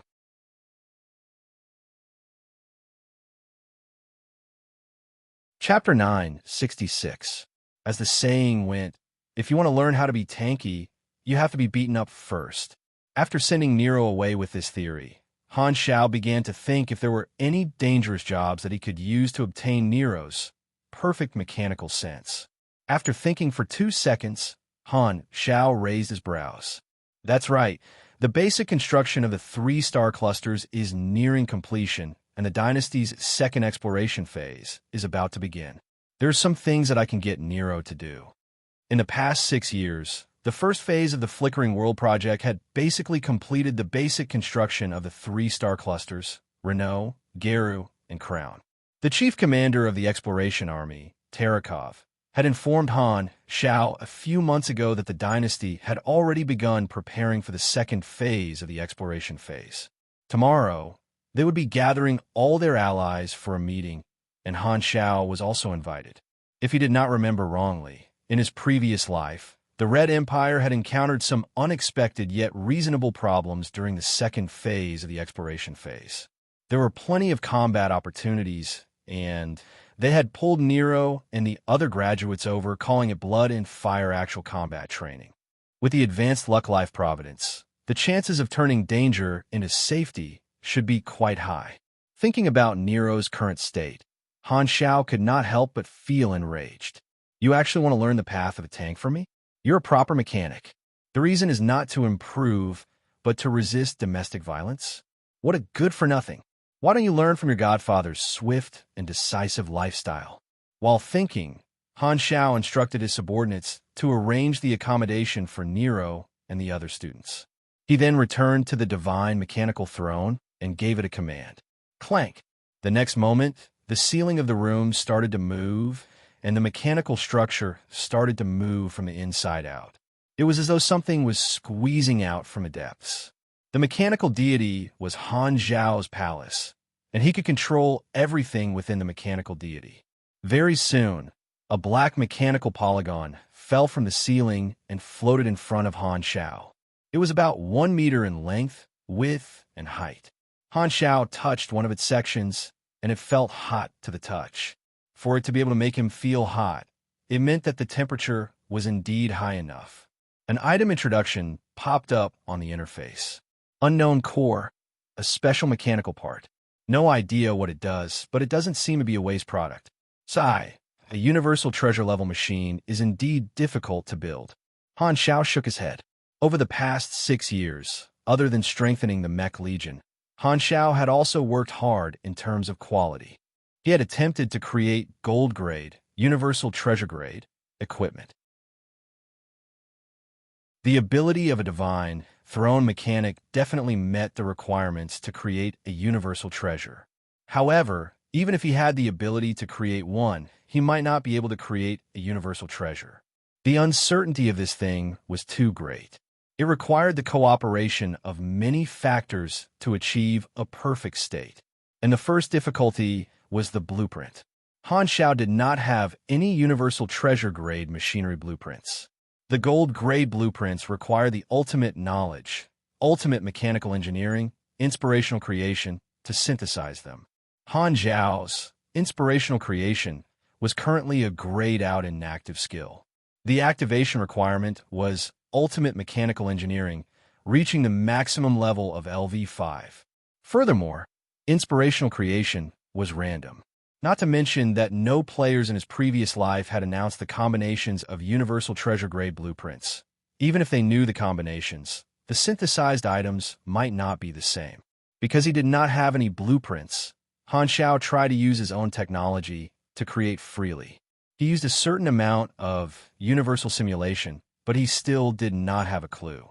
He ended up creating countless waste products, and this polygonal mechanical body was the only part that might be useful. Thus, every day, Han Technician would play with this polygonal mechanical body, hoping to find inspiration. However, in the end, it was proven that this method did not have any effect other than comforting him. It's still too difficult without theory and blueprints. Inspirational creation is too random. Maybe the Tyracle's inheritance can give me a gold-grade blueprint, but the next inheritance blueprint will be level 360. It's still too early. Han Xiao shook his head. On the other side, Nero and the others left Han Xiao's mechanical deity and returned to the outside world. They landed on the mechanical planet on the 5th orbit. There were already staff members of the army waiting there, leading them to their accommodation. Along the way, the students visited the various base buildings and were rather excited. They chatted with one another as though they were out on a vacation. Not only did they come to the extremely mysterious flickering world, but they also met the army's leader, His Excellency Black Star. These first batch of graduates felt double the joy. Many people surrounded Nero and fawned over him. Most of them were girls. As the godson of Black Star, Nero had always been very popular. Now that they were in the army's territory, this situation was even more frequent. Your godfather is so handsome. I like that type. Just looking at him gives me a sense of security. That's right. That aura makes my little heart beat so fast. It's too exciting. I heard that His Excellency Black Star has never had a family. I wonder if a beyond grade, a like him has any needs in that regard. Can you tell us more about what kind of person His Excellency Black Star is? Nero smiled awkwardly, but did not lose his politeness. He cursed in his heart. Damn, I thought all of you admired me in the past, but it turns out that all of you want to be my godmother. He had never been used to the feeling of being the moon, surrounded by stars. Although he had a strong background, he had never been arrogant and bossy before. Of course, this was definitely related to Reynolds' destruction. In terms of education, Han Xiao had always been willing to call Reynolds the best. Reynolds was able to make students feel the vicious beating of society even when they were still in the ivory tower. Mia, who was standing beside Nero, was almost squeezed out. She could not hold it in any longer and exploded. Stop squeezing. If you continue to squeeze, I'll beat you up. Hearing this, the surrounding students all calmed down. They were still quite afraid of Mia. In the past, Mia had a weak personality and did not stand out in class. Who would have thought that after being assigned to the pugilist department, she would change completely and become more and more lively? During the sparring matches in the school, almost everyone had been beaten up by Mia. Among them, Nero had been beaten up the most. Even if he won, His face would be swollen and bruised when he got off the stage. Learning martial arts could indeed nurture violent tendencies. Everyone could not help but sigh. Very soon, they arrived at their residence. Everyone was arranged to their rooms, and the staff said that they would only be assigned to work after a period of time. For now, they would be on standby in Blackstar Palace. Everyone found their own rooms, and just as Nero put down his things, someone knocked on his window. He turned around and saw that it was Hadavi outside the window. He was riding a hover bike and floating outside the window. Why is it you?" Nero scratched his head. He knew all the Black Star guards around his godfather, and his relationship with Hardaway was not bad. "Stop talking nonsense and get on." Hardaway patted the back seat. Nero hesitated for a moment before sitting on the motorcycle. Hadavi immediately started the vehicle, and after a burst of speed, it stopped in front of a building. "This is—" Nero looked at the signboard and rubbed his eyes. "A casino?" "That's right, a casino. Wait a minute. Why is there such a thing in the army's territory?" "Who owns it?" Nero asked in astonishment. "Who else could it be? Of course it's mine. Our beloved Black Star owns it. Us Black Star guards are always by his side, and we don't have much to do. How can we not have some fun? Let me tell you, don't think that this is the second headquarters of the army. There are plenty of entertainment facilities here." Hadavi tossed the floating motorcycle to the side and dragged Nero in without a second word. There was a sea of people inside, and it was extremely lively. The air was filled with heat waves. "Why did you bring me here?" Nero asked timidly. As soon as he said that, Hadavi brought him to a weighing card table in exchange for a large pile of chips. He then slammed the chips on the table, grabbed Nero's neck, and whispered into his ear, "Hey, Nero, you're right. I've lost a few years' worth of salary here. I'll rely on you to win it back." Reynold was in charge of the logistics department in the Shattered Star Ring, so they could not meet each other for a long time. Fu Ding could not stand being disturbed and had long blacklisted Hardaway. Among the remaining people, Hardaway only knew Nero, who was good at playing cards. It was not easy for him to find a chance to turn the tables around. How could he miss it? "I'm still a child." Nero's mouth twitched. He looked up at the expressionless robot dealer behind the table and gulped. He suspected that Black Star had opened this casino to collect the salary of the army's members. As expected of my godfather, every mechanic who knows how to save costs is a good person. The next day, in the commander's conference room on Planet Lighthouse, the meeting of the Alliance meeting was held. The Alliance meeting for the second exploration phase of the dynasty was held as scheduled. Remote projections gathered in the conference room one after another. They were all important figures of the Red Empire, such as Clint, the diplomatic officials of the affiliated civilizations, and the many beyond Grade A allies. As soon as Han Zhao's remote projection appeared, many familiar faces greeted him. "Yo, Black Star is here.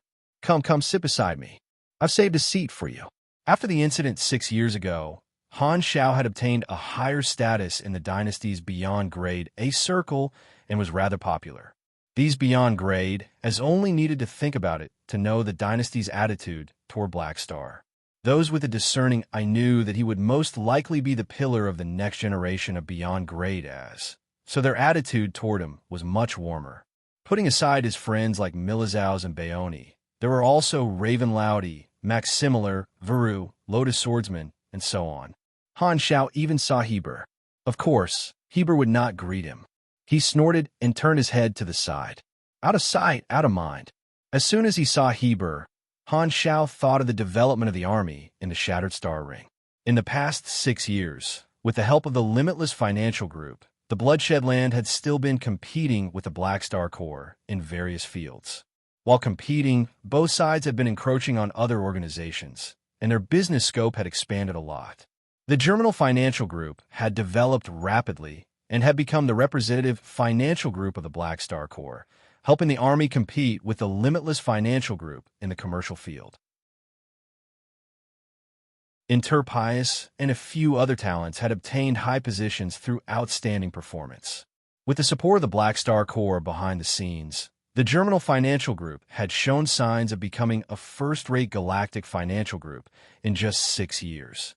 As for the Red Empire, They had also done some business expansion in the Shattered Star Ring, indirectly providing help. The pressure brought by the Limitless Financial Group was temporarily resisted by the Black Star Corps. However, since the Limitless Financial Group had entered the Shattered Star Rings market, they would not back out so easily. They had already become a strong competitor that could not be chased away. Han Xiao greeted the Beyond Grade as who greeted him one by one. In the end, he sat between Milizhao's and Max Similar and chatted with the people around him. The Beyond Grade as formed their own small circle, and the representatives of the other civilizations stayed far away from them. The meeting had not started yet, and everyone was chatting with each other. It was just like a class before the bell rang. After waiting for a while, everyone finally arrived. Terakov walked to the podium and coughed twice to get everyone's attention. Sorry for the long wait. Since everyone is here, let's begin. The hall immediately quieted down, and everyone's eyes focused on him. Terakov pressed a button on the podium, and a huge virtual screen popped up behind him, displaying the star map of the flickering world. Now, the green area that represented the explored area had been expanded, and the Dawn, Renault, Geru, and Crown Star clusters were all lit up. Everyone present is an old acquaintance of mine, so I won't introduce you all. Let's get straight to the main topic. As you can see, the exploration and construction of the first phase took us about 10 years. The basic construction is progressing smoothly, and the second phase of the dynasty's exploration is already on the agenda. As he spoke, Terakov pressed a button on the screen and circled 2 unexplored star clusters. These 2 star cluster areas will be the targets of our second phase of exploration. They are the Russo Star Cluster and the Dust of Light Star Cluster. Everyone was excited. The 2 star clusters were right next to the first exploration area. The Russo Star Cluster was where Han Xiao had obtained the space-time amber, and it was next to the Geru Star Cluster. The Dust of Light Star Cluster was next to the Renault Star Cluster and the Crown Star Cluster. The second exploration area is one less than the first, someone asked. Terakov nodded and slowly explained. That's right. There are many reasons for this, and there are 2 direct reasons. First, we need to continue the construction of the first phase. The basic construction is only the beginning, and there are many areas that need to be perfected. Thus, it will require a large amount of manpower and resources. The second reason is that from the second phase onward, we will be using a new exploration method. We will be exploring and constructing at the same time. Because there is more work to be done, we have reduced the scope of the second phase of exploration. Looking around, Terakov saw that no one had any questions, so he knocked on the table and continued. There will be more people participating in the second phase of exploration than the first. Please take a look at the list. I will not go into detail. The table in front of everyone turned into a screen, and the organizations participating in the second phase of exploration were listed on it. Han Xiao took a look and saw that the scale was much larger than the first phase. The new organizations included were more subsidiary civilizations and galactic engineering teams. Not all allies were qualified to participate in the first phase of the exploration. For example, the weaker subsidiary civilizations were not considered by the dynasty. Now that the second phase was about to begin, the dynasty needed to share the cost, so they had to recruit more subordinates. According to this development, the fourth phase would be open to the public. Han Xiao nodded. Only the first phase would be the best opportunity for the Beyond Grade A allies to take the lead. The further they went, the more people would participate, and the smaller the benefits would be. Terakov waited for everyone to finish looking at the list before continuing. The things to take note of in the second phase of exploration have been organized into a manual and will be sent to every participating organization very soon. Everyone, you must take a look. We have added some new terms to the rules of the first phase, and the exploration will be stricter.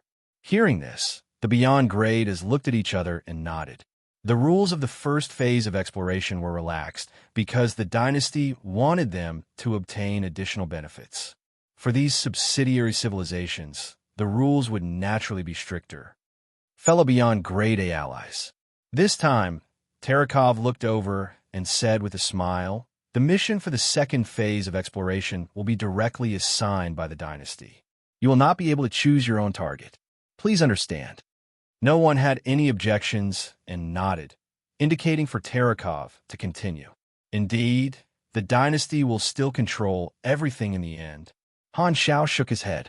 It would not be convenient for him to utilize the advantage of opening the entire map. However, he had already obtained the most valuable space-time amber, so it did not matter whether he chose it or not. Anyway, based on his understanding of the second phase of exploration, no matter what mission the dynasty assigned him, he would most likely be recruited to deal with a native advanced civilization. He remembered the historical background of his previous life. During the second phase of exploration, the Red Empire had met an advanced civilization in the Dust Light Star Cluster. Due to some reason, this advanced civilization was hostile toward the dynasty and was not easy to deal with. They had even caused trouble for the dynasty's exploration army. During the first phase, they had met a native star system civilization, and this advanced civilization had already reached the star cluster level. Of course, a star cluster level without the support of a galactic society was not a complete definition. However, they were indeed very strong and were different from the frogs at the bottom of the well that they had met previously. If they had met normally, the dynasty might not have used force. However, there were other forces behind this. The target of the Nero trial plan that Han Xiao had created was this native advanced civilization of the flickering world.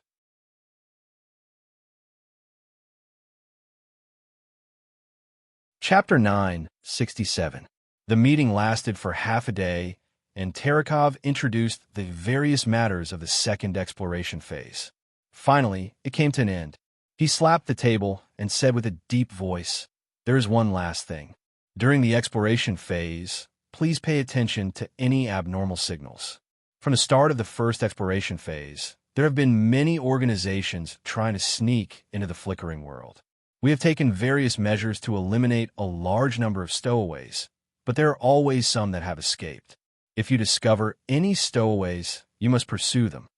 The flickering world was still in the closed development phase, and there were many organizations trying to sneak in. Most of the people present knew that most of the stowaways were the troops of the various star cluster and supercluster civilizations, or people hired by them. Because the first region had already been explored, these stowaways had already escaped to the later regions, and their whereabouts were a mystery. The Empire had also sent some small teams to pursue them into the unexplored areas, but the results were minimal. The way the dynasty saw it, the best way to deal with this was to complete the exploration plan step by step. In any case, these stowaways would have nowhere to run. After the meeting, the representatives of the various allied organizations brought the contents of the meeting back to inform their upper echelons. A portion of the beyond grade as did not leave immediately and stay to chat. After chatting for a while, Terakov walked over and asked Han Xiao to talk to him privately. The two of them walked to the side, and Han Xiao was a little curious. "What's the matter? Can I talk to you if there's nothing?" Terakov chuckled.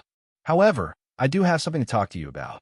The Geru Star Cluster is connected to the Russo Star Cluster, and your territory happens to be connected to the Geru Stargate and the Russo Star Cluster border.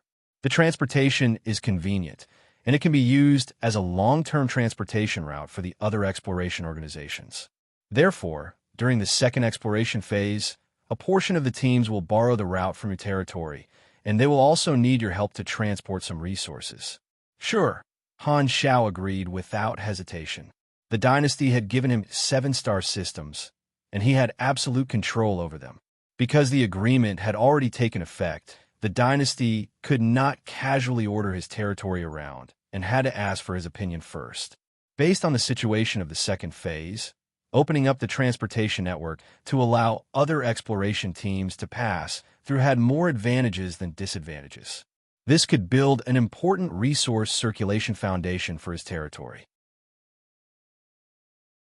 The more people chose this route, the more it would become inertia, allowing his territory to consolidate its position as the core area of the Geru Star Cluster and even improve the transportation network. Being responsible for the transportation of goods was equivalent to being responsible for logistics to a certain extent. Everyone knew how much profit there was in logistics. During the first exploration phase, the Black Star Corps' role was more of a pathfinder. In the second phase, they had their own territory, and their role began to change to half logistics and half exploration, with more responsibilities. After saying this, Terekov suddenly lowered his voice and said, "Have you received the news? The call for the evolutionary totem to be opened has started again." Han Xiao nodded and didn't mind. "It doesn't matter. They can't do anything to me now anyway." Now that the dynasty's upper echelons had different opinions about the evolution cube, it would not affect his current position for the time being. In the past 6 years, none of the dynasty's upper echelons had targeted him because they all knew that before things took a turn for the better, targeting Black Star would be a waste of time. "I know, but you have to be careful," Terekov softly said. "I heard that one of the candidates seems to want to obtain the support of the opposition." Hearing this, Han Xiao narrowed his eyes and playfully said, "You're telling me such news? Aren't you afraid of being punished?" I didn't mention any names, so it doesn't matter if I say it. Will you report me? Furthermore, the faction I'm in doesn't really like his actions." Terekov smiled. Han Xiao suddenly realized that Terekov was not just reminding him out of kindness, but also had a political goal. The dynasty's ruler was a nurturing system, and during the term of the previous ruler, many candidates would be nurtured for the next ruler. These candidates were all high-ranking officials and had the support of different factions. Most of them would accept the nurturing obediently. However, there could only be one ruler, and everyone else was just there to accompany him. Thus, some of the candidates who knew that it would be difficult for them to be elected or had great ambitions would think of ways to expand their own faction during the nurturing period to obtain the support of more factions. In his previous life, Urinril's term had ended not long after the Flickering World storyline. When a new ruler took office, the general framework of the dynasty would not change, but the details would change according to the style and personality of the new ruler. For example, the way to deal with competition, the way to treat the subsidiary civilizations, the way to treat the beyond grade A allies, and so on. The ruler of the dynasty would be chosen internally. Other than extremely special circumstances, none of the allies would have any influence on the succession of the ruler, including the beyond grade As. Thus, to the ruler of the dynasty, obtaining the support of the various factions was much more important than pleasing the beyond grade A allies. Although Han Xiao was surprised by what Terekov said, he was not surprised in his heart. Anyway, there were already quite a few arrows on his target, so there was no harm in adding a few more. A candidate is a candidate. The current ruler is not him. Han Xiao smiled. "You're right. I think so too." Terekov praised. After pausing for a while, he changed the topic. "There's one more thing I want to ask you." "Speak. How much do you know about the legacy ES God left behind? Why did it suddenly involve ES God?" Han Xiao was a little confused. Hasn't his legacy been spread throughout the universe a long time ago? I don't know what you're referring to. Speaking of which, this matter is related to you. Do you still remember the spatial coordinates you gave us back then? The ones ES God was looking for? As soon as this was said, Han Xiaoxin's heart tightened. It was as though he was struck by lightning, and it took him a lot of effort to suppress his shock. Those spatial coordinates were the key to the world tree that ES God had left behind. Why would he suddenly ask about this? Could it be that the Red Empire had already researched something? Han Xiao narrowed his eyes and asked in a low voice, "What results did you guys obtain?" "I don't know. I'm not a researcher." Terekov shook his head. "It's just that the project team in charge of researching ES God's legacy seems to have some ideas about this set of data. Since we know each other, he asked me to ask you about the situation. After ES God's legacy was leaked, this set of spatial coordinates was hidden among the vast amount of legacy data and became very inconspicuous.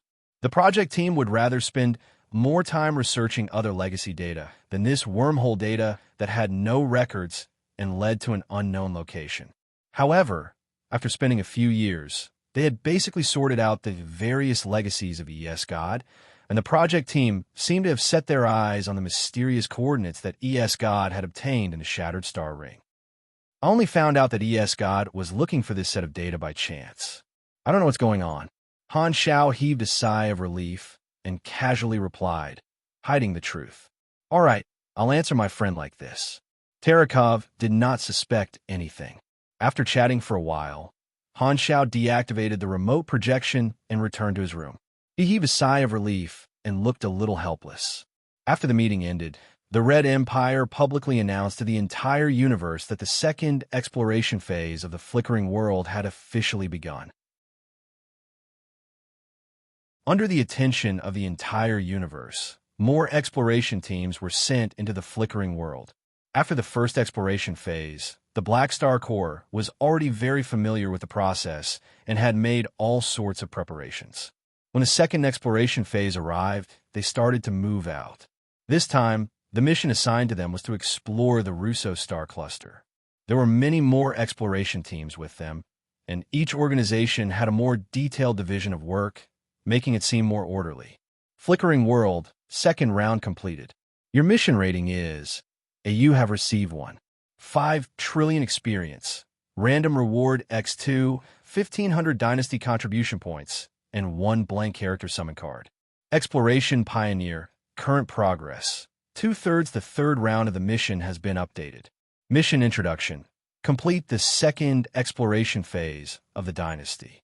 Current exploration area. Russo Star Cluster personal exploration points. 0 total exploration points. 0 current rating.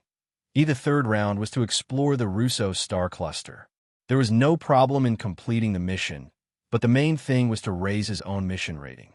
In this regard, Han Xiao was still very confident. Although there were many more exploration partners this time, the advantage of being familiar with the map was still useful. Perhaps he might not be able to get an S+ rating for the first round, but it should not be difficult for him to get an A rating. The exploration teams of the army were all sent out, and Han Xiao's main body remained in the Black Star Palace. He only sent a Lord's Avatar and a mechanical army to follow the exploration team to the Russo Star Cluster. The graduates were split into different teams and set off to explore the new area together. Han Xiao purposely split Nero and Mia into 2 different teams. According to his understanding, there would not be any problems with the exploration on the Russo Star Cluster side. Only the Dust Light Star Cluster's team would encounter a tough opponent. Han Xiao was waiting for the matter on the Dust Light Star Cluster to blow up. When the time came, he would throw Nero and the others over. Han Technician had already come up with more than 10 scenarios that would give him a chance to trigger Nero's mission. He would not give up until he deeply hurt Nero and made him feel pain and despair. Since Fu Ding was a mental expert, he could treat Nero's psychological trauma. Thus, Han Xiao did not have to worry about tormenting him. At a certain border of the Dust Light Star Cluster in the Flickering World, one of the dynasty's exploration teams had arrived at this region and started to construct a stargate. At this moment, many star systems away, there was a group of people observing the actions of this exploration team through a special observation device. This was a conference room, and the huge screen displayed the real-time observation of the dynasty's exploration team. There were many crustaceans in the room, and they looked like a bunch of gray crayfish. This was a native intelligent species of the Flickering World that did not belong to the Galactic Society. In their language, they called themselves the Kundi race. Looking at the fleet on the screen, everyone present fell silent. After a long time, the Kundi race leader, sitting on the main seat, spoke. Everything has come true. The data of the spaceship that crashed is real. There are more life forms in this universe, and our world has been targeted by a group of aliens. Everyone was silent, and their hearts were in a mess. For hundreds of thousands of years, the Kundi race had slowly developed their civilization there. 10,000 years ago, they had started to walk on the path of colonization, and their territory had been expanding continuously. It was not that they did not encounter other intelligent species during this period, but they were far weaker than them and had all become their pets and slaves. All along, the Kundi race had been guessing if there was a stronger civilization in the universe, but they had never encountered one. After so many years, They had controlled many star systems, and their population numbered in the trillions. They were the strongest civilization in this star cluster.